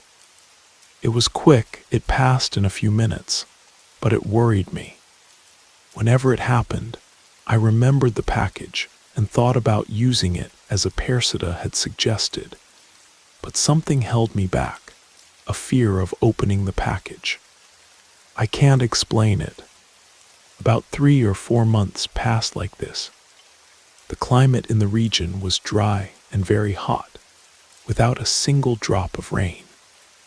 One Saturday night, I went to bed and put the package under the pillow, hoping to prevent any discomfort. At dawn, I had a strange dream with that same wooden box I had seen before, but now it appeared open. The lid creaked, and inside there was something that gleamed red. I woke up with my heart racing. My head hurt as if I had a hangover. I went to the bathroom, washed my face, and went back to the room. When I removed the pillow, I noticed that the package was partially open, as if someone had tampered with it. I saw a little piece of metal. I was scared but curious. I opened everything and found what appeared to be a small old blade with a rusty handle. It was wrapped in a piece of cloth with a dark stain, maybe dried blood. That gave me chills. I decided to leave the amulet in the same place, but it was hard to go back to sleep. The next morning, I called a Persida asking if I could go there. She didn't answer. I insisted a few more times during the day, and nothing. I decided to show up in person. I walked to her house, but it seemed closed. I clapped and called, and no one came. Looking through the window cracks, I didn't see the rooster anywhere, nor any sign of her. I went home confused. Had she traveled? Was she afraid of something bigger? That bothered me, especially because I felt I needed explanations about that strange blade. The week that followed was tense. My life seemed normal, but I couldn't get a Persida's absence out of my head. I started having nightmares where I heard something scraping on my roof. From time to time, I woke up sweaty with the impression of having heard my own name whispered. I decided to talk about it with my cousin Vivian, but she just said, "If you're insecure, look for another faith healer or some priest." That's what I tried to do. I went to the village church, even though I wasn't very religious. I briefly explained to the priest that I had been having bad dreams, that I had done a somewhat strange ritual, and that I was afraid of having messed with something I shouldn't have. He listened to me serenely and commented, "I've seen similar cases. I'll pray for you, but if the ritual was strong, it might take more than simple prayers." That made me even more distressed. Before I left, he gave me a bottle of holy water and recommended that I use it to bless the corners of the house, praying in Our Father. I thanked him, but deep down I didn't know if that would really solve it. Even so, that same night, I poured some holy water in each corner of the rooms, making the sign of the cross the way I remembered. For a while, I had the feeling that the house seemed lighter, maybe because of my own hope. A few days later, the strange things returned. One afternoon, while I was serving a customer at the diner, I felt such a strong pain in the back of my neck that I was forced to sit down. I closed my eyes, and for an instant I saw a nebulous figure, as if it were a reflection. When I opened my eyes, it was gone. The customer asked if I was okay, and I said I just needed some air. I went out, washed my face, and went back to work, but I couldn't concentrate. That night on the way home, I saw a vulture perched on the roadside, staring at me. I know vultures aren't rare in rural areas, but the way that bird stared at me made me uneasy. I got home and went straight to the room. I locked the door, ate something quick, and tried to sleep. Around 2 in the morning, I heard footsteps outside near the window. I got up to peek and didn't see anyone, but the silence was strange. Even with the heat, I closed the window and stayed in the dark, trying not to make noise. My heart was racing. I felt a presence near the door, as if someone was leaning there. I waited a few minutes until I got the courage to turn on the light. When I did, there was nothing, but I noticed there was something on the floor, a small piece of red cloth tied with a thread. It seemed to have some stains. I picked that up carefully and threw it away. I thought about using the holy water again, but I was so tired that I could only fall into bed. The next day, Mrs. Teresa passed in front of my house. and saw me with deep, dark circles. "Are you sleeping right, boy?" I lied, saying yes. I didn't want to worry that kind lady. But that same afternoon, an event left me directionless. I entered the house after returning from the diner and found the living room all messed up, as if someone had ransacked my furniture. The cabinet was open, and the glasses were scattered on the floor. I got nervous. I thought it could have been a thief, but it didn't make sense because they didn't take anything of value. They just left everything messy, and on the table there was a handprint made of something like ash. I almost fell backwards seeing that. I didn't have the courage to call the local police because it would sound absurd.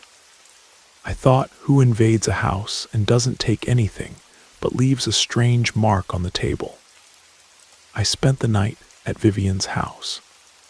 I told her but didn't mention the handprint, just said someone had invaded and turned everything upside down. She asked, "Don't you think it's better to talk to some relative of ours who understands these things?" I remembered my great uncle Alavo, who always worked with strong prayers and knew old stories from the village. He lived on an even more remote farm, but I decided to risk it. Vivian took me there early on a Sunday. We found Uncle Alavo taking care of a small garden. He was almost 80 years old, but still seemed to have the strength to dig and weed.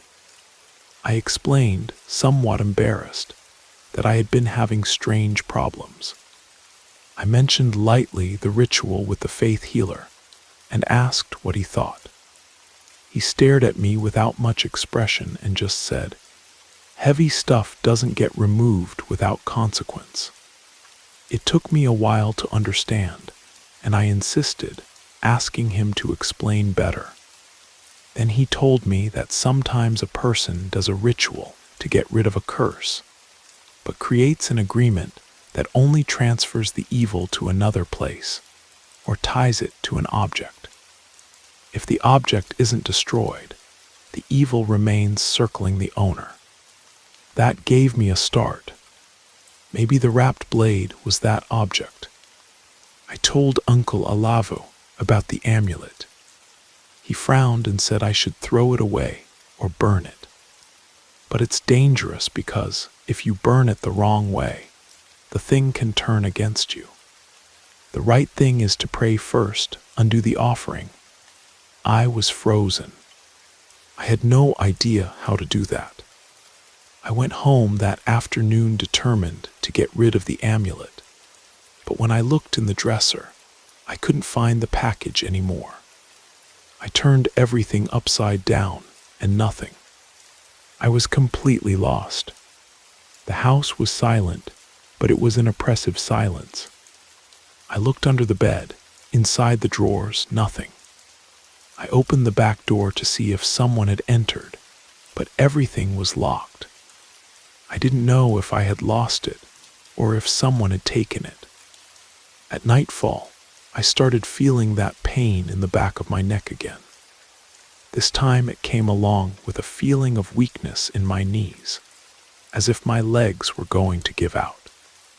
I dragged myself to the sofa and stayed there without turning on the lights. I slept in that corner. In the middle of the night, I heard sounds of light knocking on the roof. I opened my eyes, and for a second saw a quick flash pass through the kitchen, like a reflection of metal. I got up slowly, trying to make minimal noise, and went to the kitchen. I touched the switch, but the light didn't come on. I felt around the wall until I found a flashlight. I illuminated the sink, the stove, nothing abnormal. Just my dirty dishes. When I pointed the flashlight at the door that led to the yard, I found something strange. A glass jar containing a dark liquid leaning on the floor. It seemed to have been placed there on purpose. I picked up the jar. and noticed the liquid was thick with a sweet smell that made me nauseous. I threw it away without thinking twice and went back to the sofa. I tried to pray in Our Father, although I wasn't very religious. I just remember ending up crying like a child, not knowing what to do. In the morning, I ran to Uncle Olavo's house again. He received me on the porch, pointed to a chair, and asked, "Did you find the package?" I answered no. He was silent, then asked me to tell him from the beginning how the ritual with a persida was. I described everything. The cut on the rooster, what she prayed, the purple candles, the clay bowl, the smell of sulfur. He shook his head. This isn't common blessing. There are people who mix prayer with heavy stuff. I asked what I could do. He explained that I would need help to break the chain created. He said maybe a persida herself was afraid of something bigger than she was. I commented that I couldn't find her. He then suggested that I call Mrs. Teresa and my cousin Vivian to accompany me to a persida's house, because a person alone is more vulnerable. I scheduled with them 2 days later because Mrs. Teresa needed time to organize and Vivian could only on Wednesday. Meanwhile, I continued sleeping poorly, being startled by noises around the house. I had a night when I clearly saw a shadow crouched in a corner of the hallway. I tried to pretend I didn't see it, but my body froze. I closed the bedroom door and stayed awake for hours without the courage to go out, not even to drink water. The next day, I could barely work. Finally, Wednesday arrived. We got together and went to a persida's house. The door was closed but unlocked. We entered calling for her, no answer. The house was a mess, almost without furniture, with a lot of dust on the floor. It seemed like she had left weeks ago. There were torn newspaper leaves and strange marks on the walls, like splashes of yellowish paint. In the room, I found a metal basin with dark stains on the bottom, probably dried blood. That made me nauseous. Mrs. Teresa held my hand and said, "I think she ran away from here." Vivian was quiet with an expression of fear. Suddenly she called me to see a corner of the room where there was a small improvised altar with spent candles and a dark cloth over a wooden box. When I removed the cloth, it was the same box that appeared in my dreams. It had a rusty padlock, and on the lid some scribbled symbols. I tried to open it, but the padlock wouldn't give. Vivian suggested we take the box to show Uncle Olavo. I hesitated, but was determined to find out what that meant. I got a large bag, put the box inside, and we went back to the car. Mrs. Teresa hardly spoke, just prayed quietly. Arriving at Uncle Olavo's farm, I showed him. He looked at the box, turned it over in his hands, and said it seemed to be a work keeper. He explained that in certain practices, a person does a binding or energy transfer ritual using personal objects and blood. The padlock serves to seal the contract. He wasn't sure how to open it without triggering something worse, but he said the only way to undo what was done was to open from the inside out. That is, break the symbolism of the padlock without breaking it by force. This padlock was consecrated in your name. Only you can break the seal by denying the pact. I confess I didn't understand everything, but he volunteered to help. He asked us to come back the next afternoon, that he would try to find some old texts of prayers and chants he learned in his youth. We left, and I took the box with me because he didn't want to keep the object. He said it was better for me to take responsibility, since the problem was linked to me. Getting home, I put the box in a corner of the kitchen and covered it with a sheet. Night fell, and I had the idea of trying to open the padlock with pliers without telling anyone. I wanted to solve everything at once. I forced it, but the metal was more resistant than it seemed. I stopped when I felt a chill, as if something was watching me. I regretted it immediately. I was afraid I had provoked some reaction. Later, while trying to doze, I heard a crash in the kitchen. I ran to see what it was. The box was in the same place, but the sheet had been thrown far away. Around it there was a white powder, as if it were flour. The cabinet nearby was open, and the flour package I kept inside was torn on the floor. Who did that, I don't know. I tried to stay calm, cleaned everything up, and went to the room. I barely slept. I spent the rest of the night awake, sitting on the bed, holding the bottle of holy water the priest gave me. Around 3 a.m, I thought I heard a child's cry from outside, but I didn't go check. I kept repeating mentally that it was just my imagination. The next day, I skipped going to the diner and went straight to Uncle Olavo's farm. I took the box. He received us on the porch. Vivian and Mrs. Teresa were also there. We put the box on a wooden table. Uncle Olavo lit a white candle and put a glass of water beside it, starting to recite an old prayer that mixed excerpts from the Our Father with other verses I had never heard. He asked each of us to close our eyes and think of something good, some positive memory that brought peace. I did what he said. I remembered a day when I fished with my grandfather when I was a child. Suddenly, I heard a click. I opened my eyes and saw the padlock swinging as if someone had touched it. But there was no one near, just the 4 of us at the table. I trembled at the time, but Uncle Olavo signaled for us to continue in silence. After a few minutes, he took a piece of cloth and tried to pull the padlock carefully. It was loose but still closed, as if the lock was less firm. Then he said, "Now you're going to touch this padlock and say you don't want anything more from what was agreed. Say it with faith." Even without understanding properly, I did what he asked. I touched my hand and felt it was hot, which scared me. I said something like, "I renounce any pact or work that has been done in my name. I don't accept anything that binds my energy or my life." It seemed like crazy talk, but I said every word.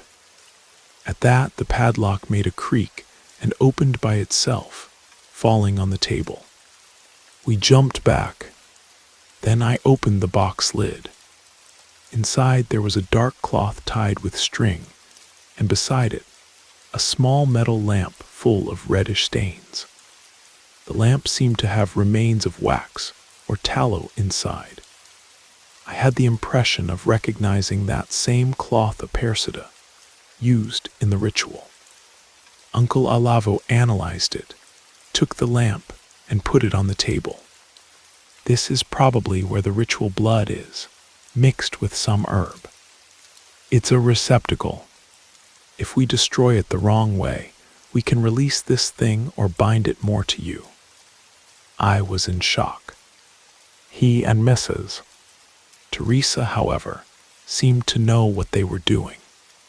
She took some coarse salt, spread it around the lamp, and prayed an excerpt from a psalm. Vivian looked at me with a mixture of fear and curiosity. Then Uncle Olavo asked me to leave the box open there, while he prepared a fumigation. He took a clay pot, threw in dried herbs, lit it, and started blowing to spread the smoke. The smell was strong, almost unbearable, but I held firm. He asked us to go outside, saying that if the smoke smelled sweet, there was still hope. If it smelled rotten, the situation would be much worse. I found the odor somewhat bitter, but not exactly rotten, which gave me a hint of relief. We stayed outside the house for about 20 minutes. Then he called us. The smoke had lowered, but the environment was heavy, full of a strange vapor. He pointed to the lamp. "We need to empty it in the fire, but first you must speak aloud that you don't recognize this blood as part of any contract." I did it, feeling ridiculous, but with blind faith that it would help. When I finished, he took the lamp and let what was inside drip into an ember that was in an iron pan. The liquid made a hiss, and a suffocating smell rose. I almost vomited. The lamp began to crack at the edges, as if the heat was destroying it. At a given moment, it broke in half.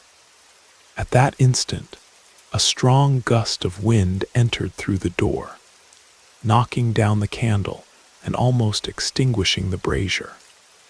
Uncle Alavo shouted, "Nobody run," it was frightening. On impulse, I grabbed Mrs. Teresa by the arm, while Vivian screamed my name.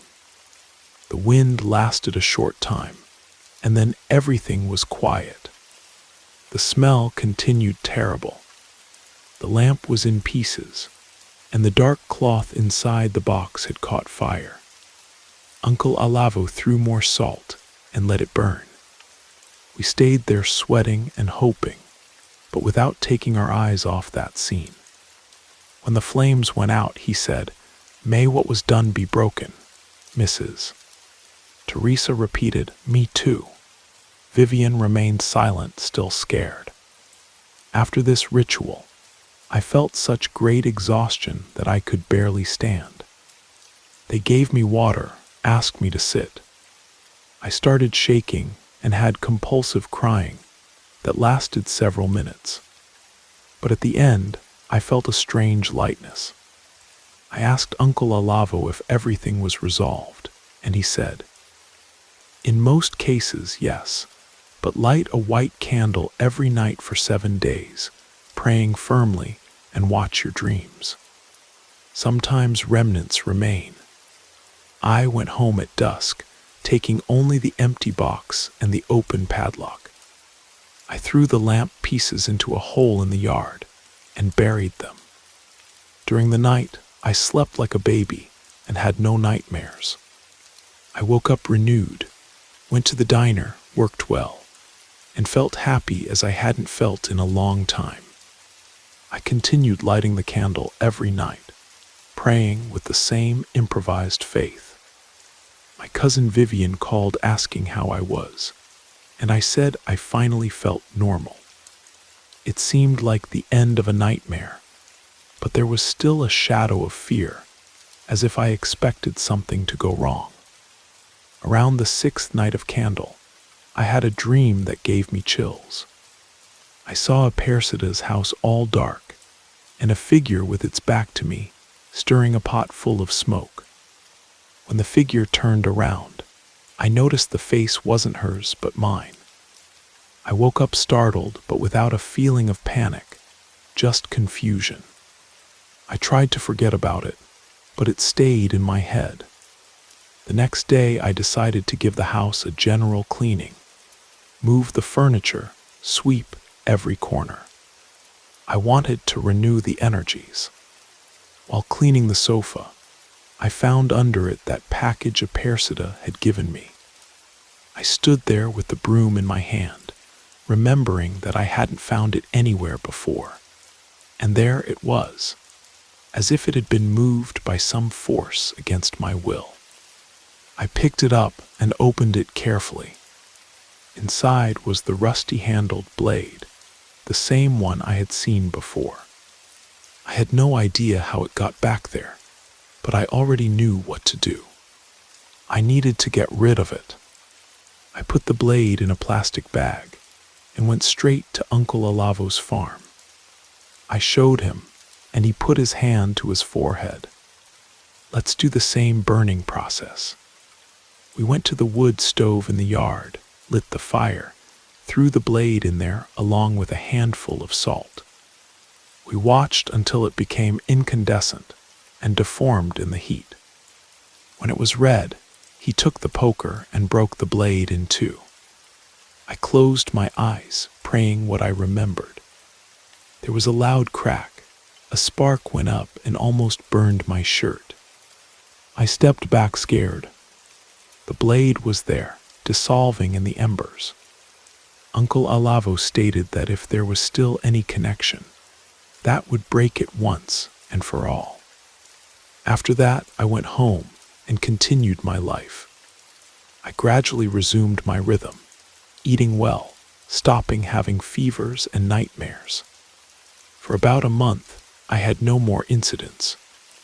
I started taking care of the garden my grandfather had, planted some new seedlings, and even renovated the room.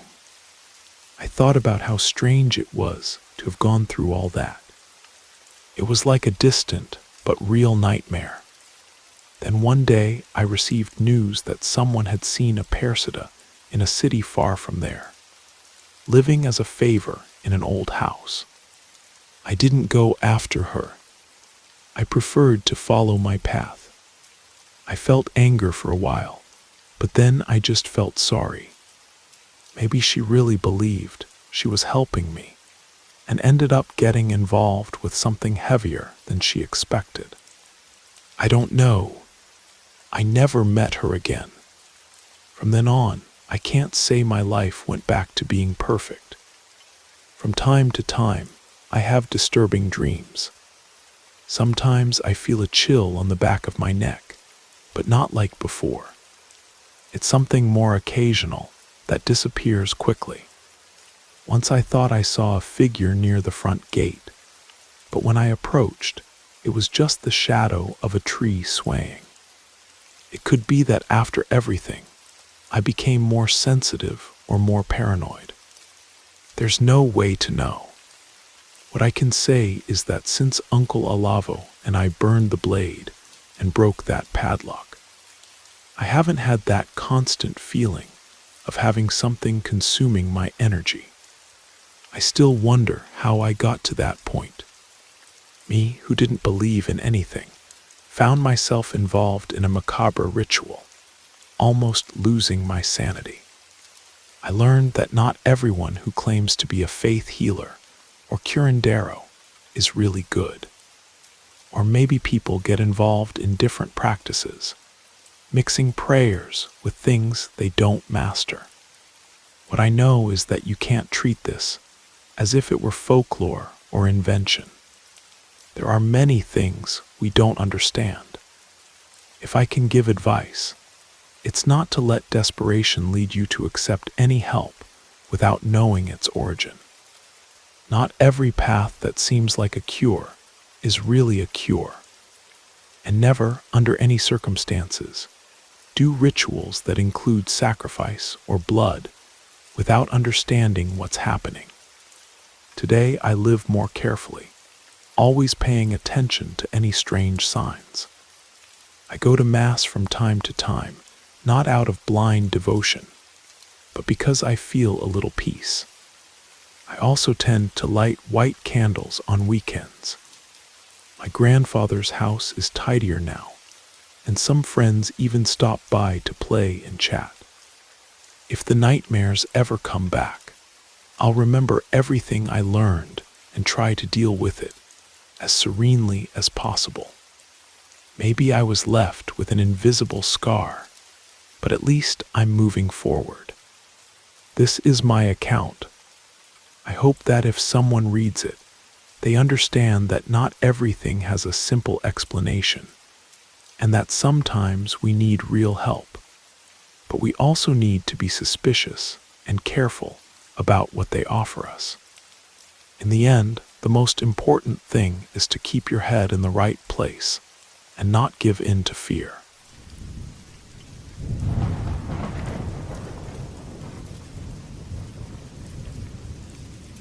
2014, Gilbert V., a young 25-year-old police officer, shared a house with his elderly father in the Queens neighborhood of New York City. Being a police officer wasn't easy. The routine was exhausting, consuming practically all of his time and energy. After grueling 49-hour shifts, all he craved upon entering the house was the refuge of his bed, where he would dive into a deep and restorative sleep. On his rare days off, exhaustion made any social interaction an almost insurmountable challenge, creating a complicated barrier in his personal life. He wanted to meet someone to share moments with, but the lack of time prevented any attempt to meet someone face to face. That's when he decided to turn to the dating site OkCupid. In this virtual space, he met Kathleen Mangan, an elementary school teacher who had recently settled in East Harlem. At the beginning, it was great, Kathleen recalled later. We laughed a lot. He was very kind. But everything changed when I got pregnant. When she gave the news, Kathleen expected Gilbert to be happy. However, he reacted with horror. He kept repeating, "I can't do this, I can't do this," Kathleen recounted. But after he calmed down, he called my parents and assured them he would do the right thing. This apparent change in attitude was a great relief to Kathleen. But Gilbert's enthusiasm for the role of father, unfortunately, didn't last very long. He started to distance himself from me in such a subtle way that I almost didn't notice, Kathleen said. Then one day, he just didn't seem interested anymore. Many people attributed Gilbert's change in behavior to the stress of becoming a father for the first time, but he seemed to defy these comments. After moving the new family to a larger, 2-bedroom apartment in Forest Hills, he proposed to Kathleen. The ceremony was held on June 19, 2014, with little Josephine, 9 months old, occupying the role of guest of honor, albeit unofficially. Making our relationship official seemed to rekindle, at least for a time, Gilbert's paternal instincts. But soon he returned to the same patterns of disinterest and began to neglect both me and our daughter, Kathleen recalled.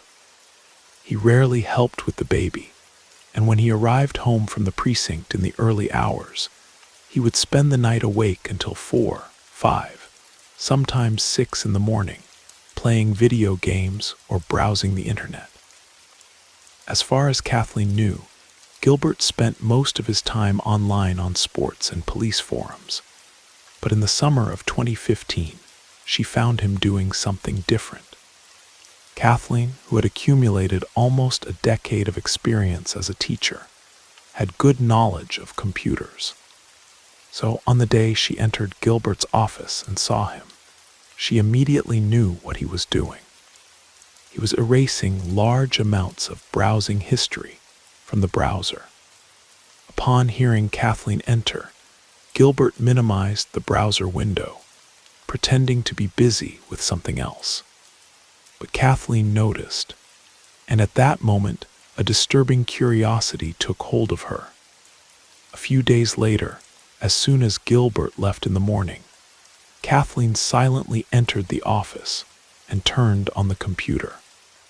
I noticed there were 2 small image files in the lower corner of the screen, she recounted. So I clicked to open them. The images showed extremely disturbing adult content, but they also had something terrifyingly different from anything she had ever seen or heard of. I've read 50 Shades of Grey. I know what that kind of thing is, Kathleen said. But this was different because the girl in the photos, she was dead. There was a time when Kathleen, more insecure, thought that Gilbert's lack of passion was due to her own lack of attractiveness. However, after this horrible discovery on his computer, she realized there was something much more serious and darker happening. She sent a short but direct text message. "We need to talk." That night, when Gilbert returned from work, he seemed visibly uneasy.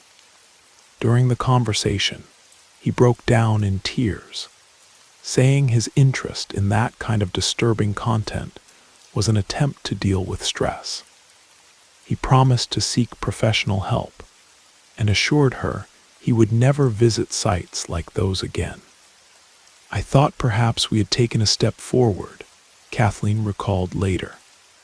"We were communicating, he seemed to be sincere, he was talking to me.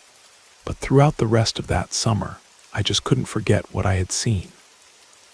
Finally, on September 9, 2015, Kathleen once again silently entered Gilbert's office while he was at work. But this time, following the advice of some cybersecurity experts, she installed a discrete type of spyware on his computer. "I had no choice," she said.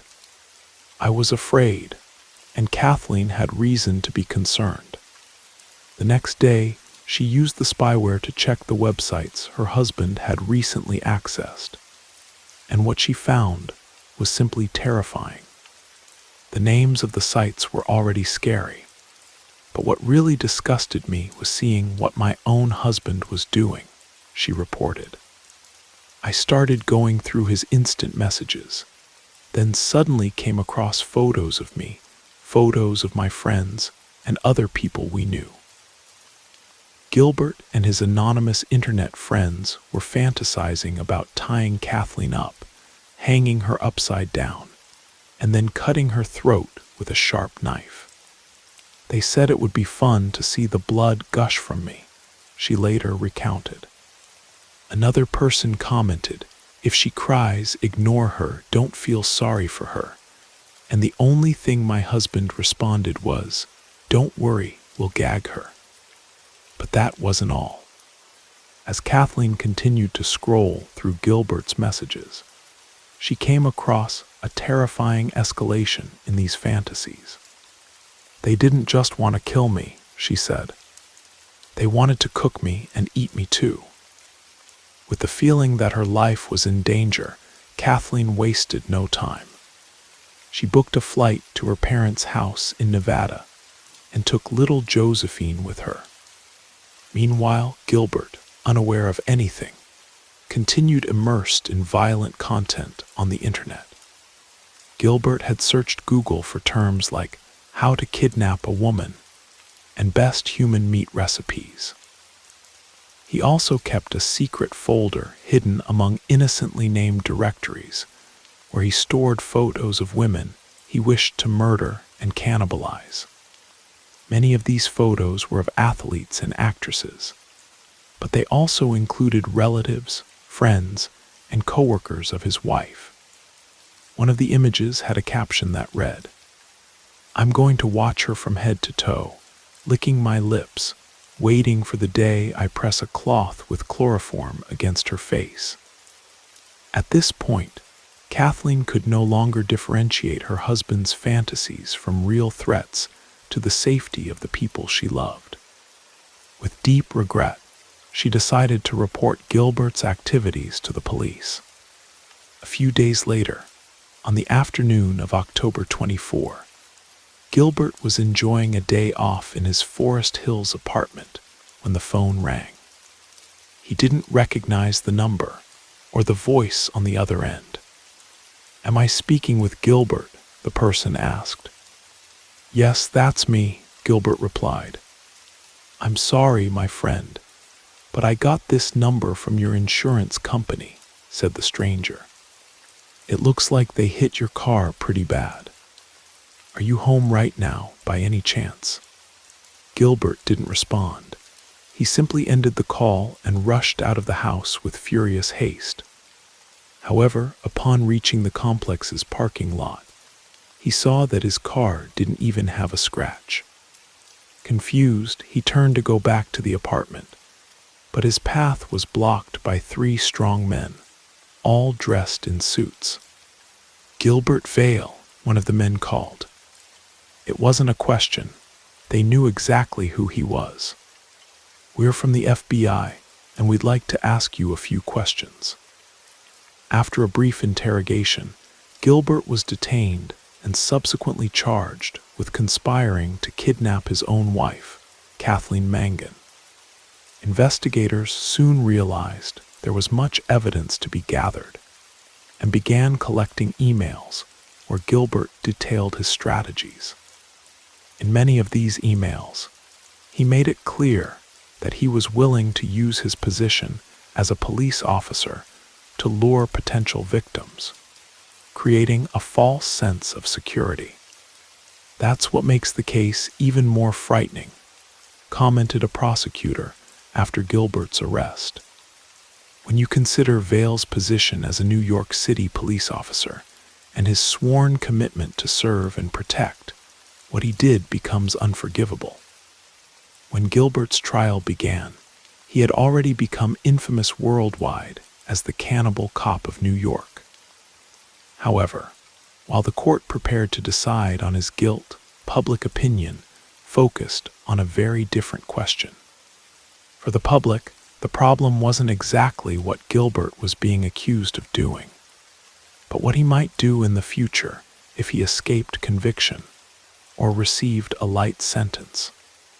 Never in my entire career have I hesitated to ask for the handcuffs to be removed from the client when I'm face to face with him, commented the federal attorney defending Gilbert.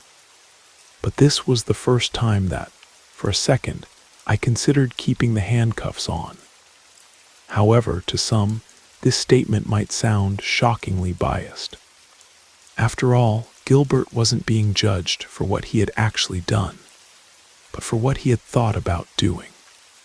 The prosecution sought to portray Gilbert Vale as someone completely willing to carry out the dark fantasies he cultivated online. But where did he find space to indulge in these grim and bloody thoughts? One of the sites Gilbert frequented most was the Dark Fetish Network.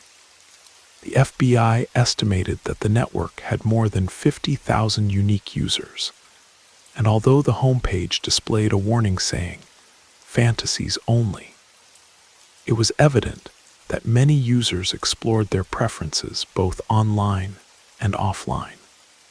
Gilbert began visiting the DFN in late 2014, using the username Girl Meet Hunter. With this profile, he gained the sadistic admiration of other users for his disturbingly vivid descriptions. He participated in explicit conversations with various members, but maintained frequent and close contact with only 3 of them. The first was Mike Van Hise, a 22-year-old mechanic from South Jersey. The second was a Brit named Dale Bollinger, who used the username Moody Blues.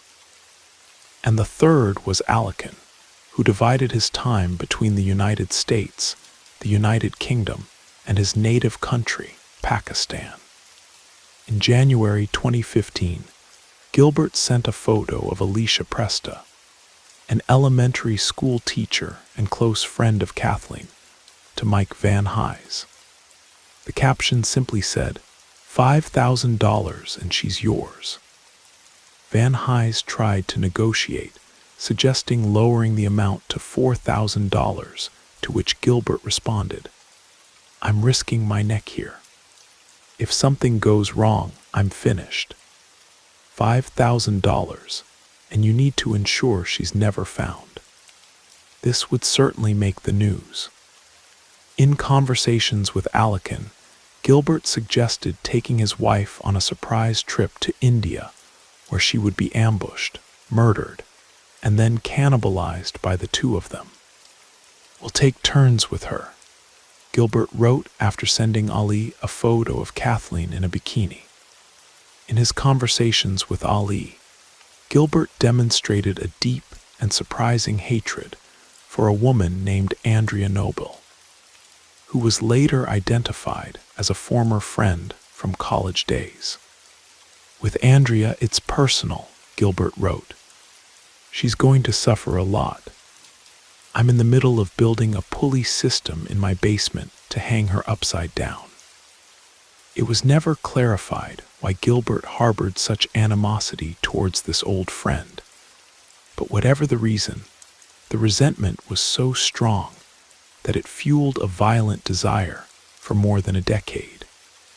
In the summer of 2015, Gilbert was also intensely involved in conversations with Dale Bollinger, the Brit known by the nickname Moody Blues. Bollinger boasted of owning a large industrial oven installed in an isolated cabin in the desolate highlands of northern Scotland. Gilbert showed Bollinger several photos of friends and coworkers before he chose a woman named Kimberly Sauer. "She's perfect," Bollinger said. "It has to be her. Once dead, I'll prepare her body and cut it correctly before cooking the meat. Maybe I'll even roast her on a spit like a rotisserie chicken." Later, Gilbert sent Bollinger a Word document titled "A Plan to Kidnap and Cook Kimberly," where he listed the materials needed to murder and cannibalize Kimberly without attracting attention. Among the items, Gilbert included substances like chloroform, a car in good condition that showed no flaws, strong rope, a roll of duct tape, a tarp or plastic to avoid forensic traces, and cheap sneakers that could be discarded by fire, reducing to a minimum the amount of evidence for the police. During the investigation, the FBI discovered he had used the NYPD database to access information about potential victims. The records showed that from the summer of 2014 to the summer of 2015, Gilbert consulted the files of 3 women: Andrea Noble, Kimberly Sauer, and Maureen Hartigan, a former high school friend. These files mainly included basic information such as date of birth, eye and hair color, and background. However, they also contained something Gilbert would have found very useful: these women's residential addresses. On July 22, 2015, Gilbert told one of his online contacts that he would see Kimberly Sauer at an alumni reunion in Maryland. "She looked absolutely mouth-watering," he commented. "I could barely contain myself." A little over a month later, he and Bollinger discussed methods for kidnapping a woman named Christine Ponticelli. Gilbert and Christine had never met, but as she had recently graduated from his former school, he probably came across her photo or profile in some social media group for alumni. Interestingly, Gilbert's attention seemed to shift dramatically from one person to another. Not long after fantasizing about the kidnapping and murder of Ponticelli, he seemed almost obsessed with Andrea Noble. "I swear," he wrote, "if she lived near me, she would have already disappeared even if I got caught. It would be worth it." Gilbert seemed on the verge of acting on his disturbing impulses, but when the FBI raided his house in October 2015, they found not a single physical indication that he was prepared to kidnap, kill, or cook anyone. And although he frequently boasted about manufacturing homemade chloroform, there were no signs of chemical storage or any such preparation in the Forest Hills apartment. At the trial, Edward Zass, one of Gilbert's defense attorneys, presented the central point of his argument. "According to my client's messages, 3 different women were supposed to be kidnapped on President's Day," he declared. "That day comes and goes, but nothing happens. Then my client changes the date to Labor Day. But once again, the day arrives and passes without anything happening. Nothing happened because it's all fantasy. They are violent and disturbing fantasies, of course, but still just fantasies. Demonstrating the characteristic calm of his profession, Zass argued confidently in court. But afterward, he acknowledged the difficulties of a case like this one.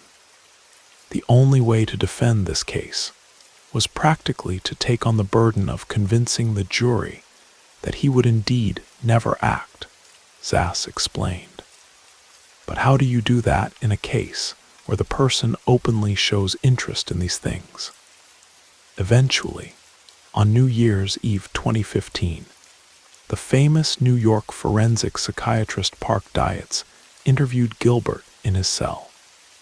Dietz, who gained notoriety by claiming that Jeffrey Dahmer was sane when he committed his horrible murders, was called to assess whether Gilbert was willing or capable of putting into practice the dark fantasies he discussed online. After a long question-and-answer session, Dietz concluded that Gilbert had no intention of carrying out the things he talked about. Dietz already knew from Gilbert's psychological file at the NYPD that the police officer had undergone the Minnesota Multiphasic Personality Inventory, a standard psychological test designed to assess personality and identify signs of psychopathy. The test didn't point to clinical psychopathology, Dietz stated. This is something I rarely find. Even seemingly ordinary people can exhibit psychopathic traits, which means that Officer Vale is either the most skilled manipulator I've ever seen, or he was indeed in full mental health during the interviews. Gilbert spoke openly with Dr. Dietz about intimate details of his upbringing and recounted how his bizarre and violent fantasies emerged. As a child, he was taken to see the movie The Mask with Jim Carrey. The film was generally fun, but Gilbert recalls becoming obsessed with a scene where Cameron Diaz has her wrists tied before being tied to a tree. The Mask quickly became Gilbert's favorite film, although he never told anyone the reason why he liked it so much or why he watched that scene repeatedly. By the end of high school, he frequently visited a site known as Darkness Kitchen, famous for its images of terrified young women being killed, dismembered, and cooked in cruel and creative ways. Despite this, in real life, Gilbert had always been respectful to women and remained a virgin until meeting his wife, Kathleen. In fact, there are no reports that he ever demonstrated violent or threatening behaviors towards anyone. I've seen the things Officer Vale said online, commented Dr. Dietz, and it's impossible to deny how disturbing they are. I also understand how the evidence might suggest he could be inclined to act on these fantasies. But in my view, he is far from being someone who would put these thoughts into practice.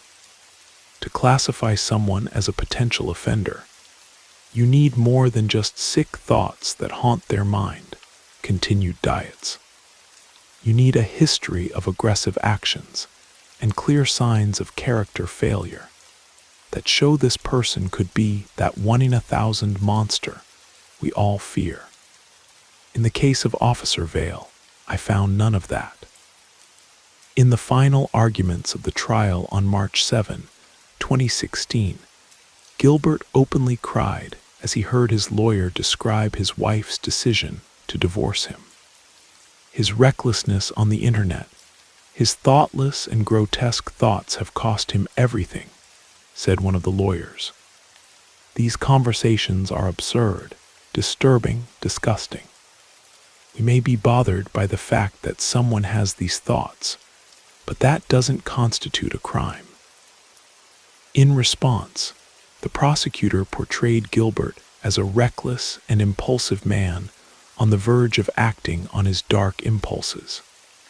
It's deeply problematic that a New York City police officer talks about killing a high school student and then searches for her address, argued prosecutor Randall Jackson. This is a man who is trying to transform an idea into action. Imagine your favorite restaurant, continued Jackson. If you discovered that the chef at that restaurant had an obscure fantasy of poisoning all the customers, and night after night discussed with other people ways to carry out this poisoning, would you still eat there? Of course not. 5 days after the closing statements, and after long hours of deliberation, the jury gathered for the decisive moment. The jury foreman seemed visibly tired as he stood up, took a deep breath, and announced the verdict. "We find the defendant guilty," declared the jury foreman, "of the charge of conspiracy to kidnap." Gilbert shook his head in disbelief as he was escorted by federal agents, and many considered the verdict a clear injustice. Was the jury watching the same trial we were? Gilbert's mother asked a journalist. In the days that followed, one of the jurors publicly defended the decision. "We did what we did in good conscience," stated Victor Panero, "because we believed his fantasy was about to become reality. Just as an addict needs increasingly larger doses, he seemed to need something more concrete, bringing his ideas to real life." In sentencing, Gilbert was condemned to life in prison for the conspiracy charge and a maximum sentence of 5 years for accessing the National Crime Information Center database without authorization. Gilbert's mother, shocked, was instrumental in coordinating his appeal, which surprisingly succeeded. In June 2017, a federal district court judge announced that Gilbert's conviction would be overturned, upholding the claim that the evidence supported the allegation that he was limited to fantasies and role-playing. At that point, Gilbert had already served 21 months in prison, and the lesser conviction for unauthorized access to the NYPD database was considered as time served, resulting in his release. Since then, Gilbert has been extremely transparent about his past and present, and wrote the book Raw Deal, the untold story of NYPD's cannibal cop. Amazon describes the work as a controversial saga of a man arrested for thought crimes, and a look at an online world of dark fantasy that most people don't know about, except perhaps in their nightmares. Gilbert Vale may have escaped a prison sentence, but the FBI had not yet ended its investigation into the dark fetish network. In January 2016, they raided the home of Mike Van Hise, a 22-year-old in Hamilton, New Jersey, and found evidence of fantasies involving children on his personal computer. Shockingly, his wife defended these fantasies, telling reporters, "I was fine with it. It's disturbing, yes, but you have to accept your partner's flaws in a marriage. No one is perfect." After his arrest, Mike began cooperating with the FBI, helping in the capture of 2 other suspected child abusers: a 65-year-old police chief in Bedford, Massachusetts, and a 61-year-old former high school librarian who, in 2009, had faced charges of inappropriate contact with 4 male students. The FBI intercepted conversations between Mike and these 2 men, assumed his identity, and made an ambiguous request to the man from Massachusetts, simply asking him to appear at a specific location with things for a thing. When he showed up, he brought with him a taser, a claw hammer, some meat skewers, and a dental instrument used for removing human teeth. Dale Bollinger, known as Moody Blues, was arrested in the United Kingdom, after a joint operation between British and American police. After a 4-day trial at Canterbury Crown Court in July 2017, Bollinger was convicted of grooming a minor online. He also confessed to other offenses, including the use of poison or a harmful substance, after an incident in July 2010, in which he placed a cloth soaked in dry cleaning fluid over a friend's mouth. After sentencing Bollinger to a 9-year prison term, the presiding judge classified his behavior as abhorrent, shocking, and dangerous. While psychiatrists concluded that he did not suffer from any mental illness. "None of this is real," Bollinger said in an attempt at defense. "I'm an idiot for posting stupid things online thinking they were funny." But in Bollinger's case, it's clear that his posts weren't intended to be humorous. He had already committed a serious predatory offense, even before getting involved with Gilbert Vale, an offense that undoubtedly warranted punishment. In Gilbert's case, however, he was convicted of a thought crime, not a violent or predatory act. Perhaps Dr. Park Dietz best expressed this fine line by saying, "What concerns me is that the whole world doesn't realize that just because someone has the desire to do something, it doesn't mean they're going to act on that desire. The problem is that few people find themselves trapped in violent fantasies, and among those who do, an even smaller portion spends hours writing about it with strangers on the dark web."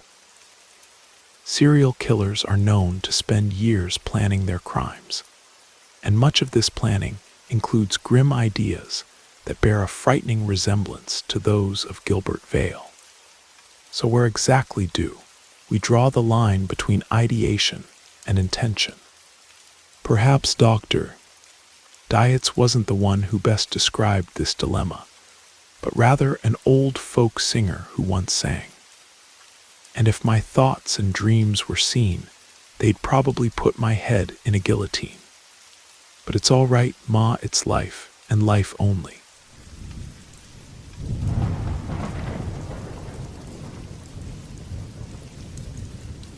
When I was 25, I decided to take a trip to the city after my mother passed away. The loss was unexpected, and at the time I was still living with her. I needed to get away from the house.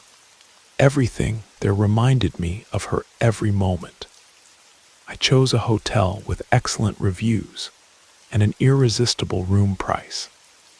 I'll keep the name of the hotel a secret, and not just as a precaution. I'm trying to completely erase this experience from my memory, and even writing the name of the place is painful for me. The hotel exuded an old-world charm that won me over at first sight. As soon as I checked in, I couldn't help but notice how impeccably clean everything was. It was the kind of place worthy of postcards, and I was eager to get to my room and finally rest after all the turmoil I had experienced that month. My room was on the second floor and had a view of the garden. I was satisfied to see that. The hotel staff was cordial, and everything seemed to fit perfectly. On the first night, things started subtly. I went down to the hotel restaurant for dinner. Sitting alone at a corner table, I noticed a man at the bar. He was tall, with somewhat disheveled hair and a scruffy beard. He appeared to be around 40, and wore a worn leather jacket and jeans. I don't know why I remember every detail of his outfit, but I do. Our gazes briefly met, and he nodded. I awkwardly looked away, pretending I hadn't noticed the nod.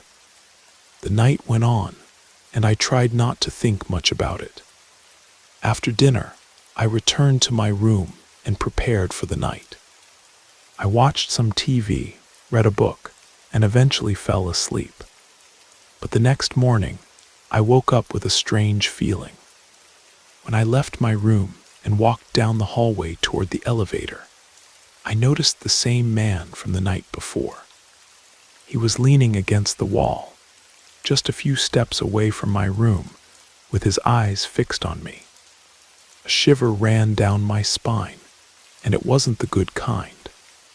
I tried to dismiss the feeling of discomfort, convincing myself that it might just be a coincidence. But a voice inside me insisted that something wasn't right. I should have listened. I decided to go about my day, trying not to be paranoid. But being a woman alone, a bit of caution is always wise. I wanted to explore the tourist spots and get to know the city. But wherever I went, the strange feeling of being watched followed me, as if someone was following me all the time. That night, I returned to the hotel, and despite not wanting to encounter that man again, I opted to have dinner at the restaurant once more.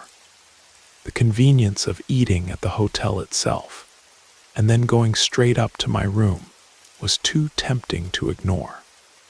Besides, being surrounded by other people gave me a certain relief. Seated at the table, I noticed he entered again and sat at the bar. But this time he was closer, facing me, with a drink in his hand. He looked fixedly in my direction. I tried to ignore him, but when someone stares at you without looking away, it's almost impossible not to check from time to time to see if the person is still watching you. After a few moments, his face transformed into a strange smile, and I felt a genuine chill. I got up to leave, and to my horror, he did the same. He began walking behind me, and the proximity was so uncomfortable that I could swear I felt his breath on my neck. I politely asked him to back off a bit, but he simply laughed. He followed me to my floor and stopped a few doors away from my room. I quickly entered, but looking back, I saw him doing the same thing as before, standing in the hallway as if he was waiting for me or waiting to do something. All of this in a silence that only made the situation even more unsettling. I knew I couldn't ignore the situation anymore. I felt fear and confusion, so I decided to talk to the hotel staff about what was happening before calling the police. The man hadn't tried to physically harm me, so I imagined there wouldn't be much they could do anyway. I explained my discomfort to the staff and mentioned that I had seen the man lurking near my room several times. They were very understanding and promised to pay attention to what was happening in the following days. I spent most of the time inside the hotel and in my room. I even thought about cutting the trip short, but I didn't want fear to dictate my decisions. This was supposed to be a moment for me to recover, and I didn't want some stranger to take that away from me. Unfortunately, with each passing day, that man seemed to always be nearby. Sometimes he was in the lobby, sometimes in the hallway near my room, sometimes in the restaurant, and he even appeared in the gym the few times I decided to work out. It was as if he was enveloping me in a sick game of cat and mouse. I was becoming increasingly anxious, constantly looking over my shoulder, trying to predict where he would appear. One night, after about a week, I returned to my room after dinner, and upon entering, I was paralyzed to see a note pushed under the door. The handwriting was hurried, almost illegible, and the message simply said, "Watching you." My heart raced as I read and reread those words. I knew it could only have come from him. I immediately called the reception and told them about the note. The staff reassured me, saying they were taking the situation very seriously, and advised me to lock the door, stay in the room, and wait while they checked the security cameras. They assured me they would locate the man and involve the police if necessary. I stayed in the room, anxiously waiting for someone to come tell me the man was being expelled or even arrested, and that I was safe. Minutes turned into hours, and the feeling of dread only grew. What if the staff couldn't find him? What if he was hiding in some corner of the hotel? Or worse, what if he was in my room and I didn't even know it? I felt almost like prey being hunted. Finally, a knock on the door broke the tense silence. It was the hotel manager, accompanied by security. They informed me they had found the man and that he was being escorted out of the hotel. They assured me he would not be allowed to return, and that they were involving the police to ensure all necessary measures were taken. I felt relieved, although still a bit shaken. I thanked the hotel staff for their quick response, and for believing me when I reported that something was wrong. Later, I was contacted by a detective who explained that the man had been arrested after several photos of me were found in his jacket pocket. I discovered that he had been stalking me for almost a year without me noticing. In his apartment, there were countless photos of me in the city where I lived, doing routine activities. There were even photos of me at my mother's funeral, and photos taken through the windows of my own house. I have no idea how I never noticed I was being watched so closely for so long. But I'm relieved I noticed in time, before he tried something physical. He was formally charged with aggravated stalking. Reflecting on this experience, I learned how important it is to trust my instincts and always act when I feel unsafe.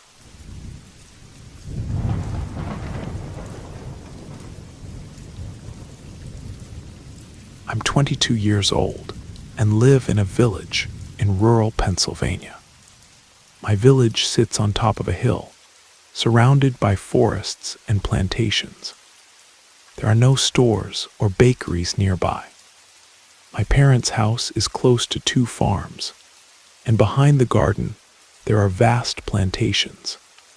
This detail is important to the story. The bathroom window faces the garden, and before my parents built a porch, there were curtains. Whenever I closed them while using the bathroom, my family would laugh and ask, "Why are you closing them?" "No one can see you," and I would always respond, "You never know, it's just a precaution." After they built the porch, my father removed the curtains and installed blinds. I was concerned because I like to be sure I have privacy in the bathroom.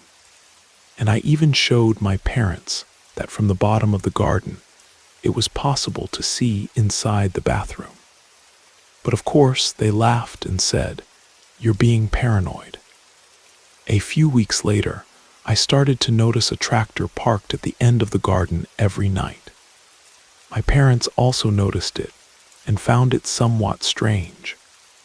We've lived here for 20 years, and this had never happened before. Sometimes we felt like someone might be watching us, but we would end up ignoring it, thinking it was just in our heads. My father spoke to the farmer to remove the tractor, and it did disappear for a while. Today, while I was smoking outside, my mother came up to me and said, "I think you were right. We are being watched."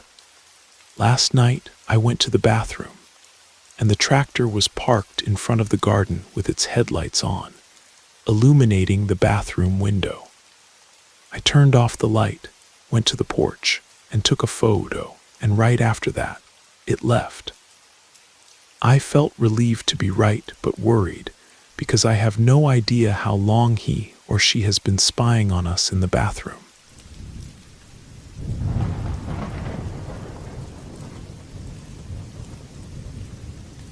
This incident happened when I was 21 years old in 1996. I lived in a small town near a large metropolis in the Midwest. At the time, I worked at a fast food restaurant that was open until 3 in the morning, while my husband, who was the manager of a bowling alley, only left work after 2:30 in the morning. I was expecting my first child, and that night business was slow, so I was dismissed early, around 1 in the morning. In the town where we lived, there was a large private college for women only. The situation was tense, and the students were constantly warned to keep their doors locked because 2 men were on the loose attacking women my age. They either followed victims to their homes to attack them or forced women driving alone late at night off the road. They had already committed atrocities, killing 3 women. 2 were found on deserted roads, and 1 in her own apartment. There was no description of the men or the car they used. As soon as I finished my shift, I got into my car, locked the doors, and started my way back home. I felt a chill running up my neck, and an internal alarm told me something was very wrong. I noticed that a car was following me. I made several turns around town, trying to lose the vehicle, but it kept following me. The general advice was, in case of being followed, to drive to the police station. However, since we had moved to that area recently, I didn't know where the police station was. Fear took over me, and I panicked, unable to think of a way out. Back then, there were no cell phones, but there were public telephones in specific areas where you could drive up to them, stay in the driver's seat, lower the window, and speak on the phone. These telephones had longer cords, allowing you to talk without leaving the car. Still, you needed to insert coins to make a call, even to the emergency number. For a moment, I thought about trying to use one of these phones, but fear stopped me. I doubted I would be able to get a coin in time before those men approached. My parents lived about 4 blocks from where I was, and I decided that the best option would be to try to get to their house. I continued being followed until I got there. Close to their house, there was a short street where I made a few turns, honking each time. I imagined the sound of the horn would drive these men away, but that didn't happen. On the contrary, they seemed to get even closer. I parked in the garage, and they stopped right behind me, turning off their headlights. I heard their car doors opening and closing, which left me in a state of absolute terror. They got out of the car, one coming from one side and the other from the opposite side. My parents' house was divided into 2 floors, and the garage was at the front, with an entrance to the house that could be accessed through the garage door or through the main door, located to the left of the garage, about 2 car lengths away, plus a staircase. I honked again, but they kept approaching. My father, a former military man, had the habit of staying up late watching television. Fortunately, that night he was awake. Suddenly, he turned on the porch light and came rushing out through the main door. He quickly understood what was happening and started shouting for those men to get away from the car as he descended the stairs towards them. At first, they didn't immediately retreat, but they seemed to think twice. My father is an imposing man, almost 6'4", and his brother played college football wearing size 13 shoes. When my father reached the front of their car, he firmly hit the hood before they sped away, burning rubber as they left the garage. Although he couldn't note the car's license plate since there was no front plate, he was able to describe the men and inform the police of the car's make and model. The police told me how fortunate I was that my father had understood the seriousness of the situation so quickly. I still get chills down my spine when I remember that night, and everything still seems very vivid. My father said he found it strange to hear a car honking repeatedly and heard sounds coming from the garage. He had just turned off the TV and was going to bed when I arrived. Thank God he acted so quickly, or perhaps I wouldn't be here today to tell this story. This episode left me extremely alert to my surroundings ever since. I never enter my garage without making sure I'm not being followed. Always be aware of where you are, and avoid walking around distracted with headphones or your phone to your ear.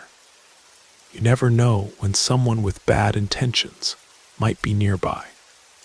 Know where the nearest police station is, and if you feel that chill, trust your instinct and drive there. The police prefer to prevent than to remedy, and they will be there to help.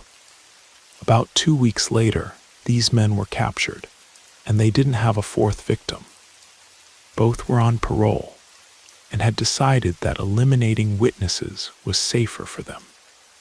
My father is still my hero to this day.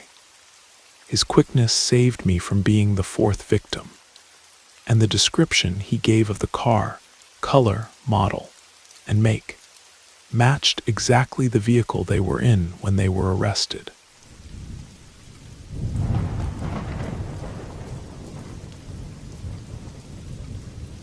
I never share this story with anyone, but after listening to all the stories here, I feel I need to tell it. Maybe this is why I never walk alone or even with friends, unless I'm in a very public place, and even then, I'm always apprehensive. Anyway, my friend's family had just moved to a new town, about 15 minutes from where I lived. It was practically a ghost town. It only had a grocery store, a post office, and a school.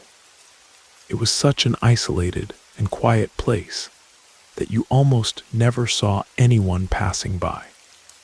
One night, while we were helping unpack the boxes, we heard someone knocking on the door. When we opened it, there stood a tall, burly man with a shotgun in his hand.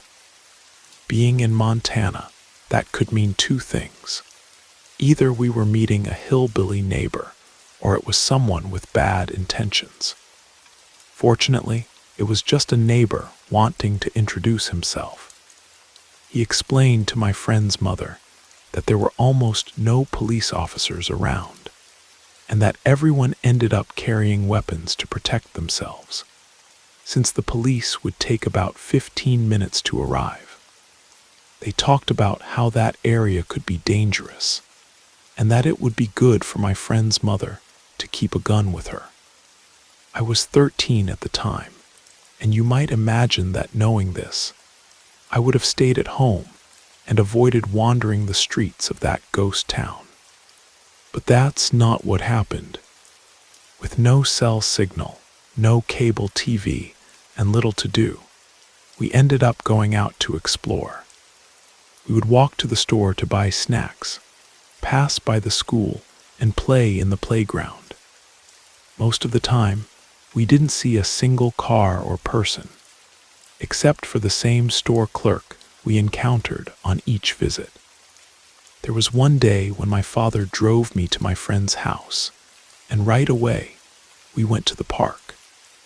That day I had a stomachache, but my anxiety to see my friend was so great that I went anyway.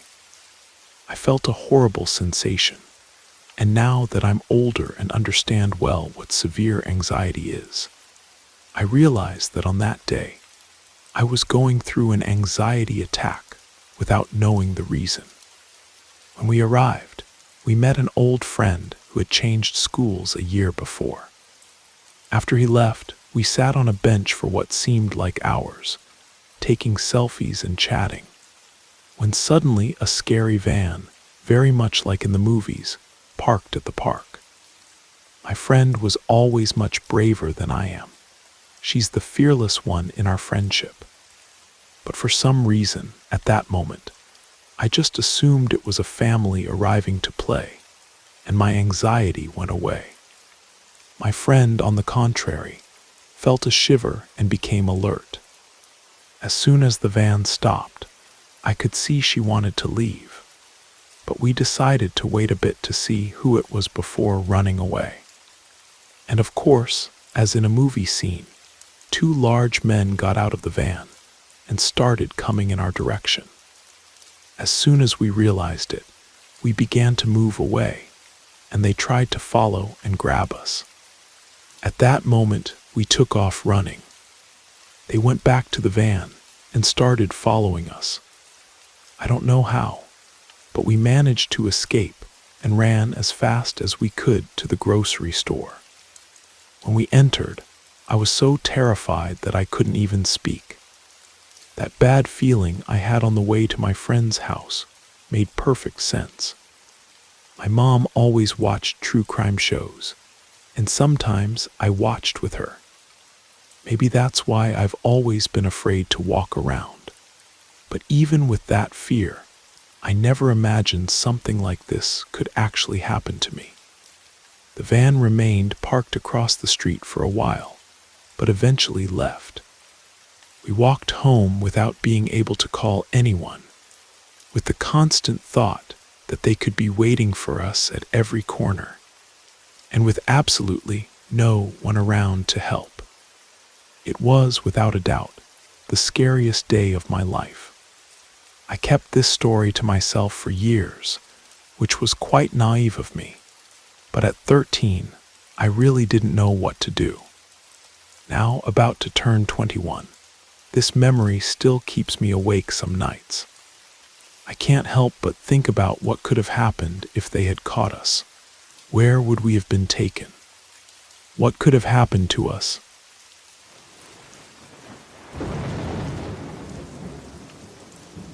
You made it to the end of the stories.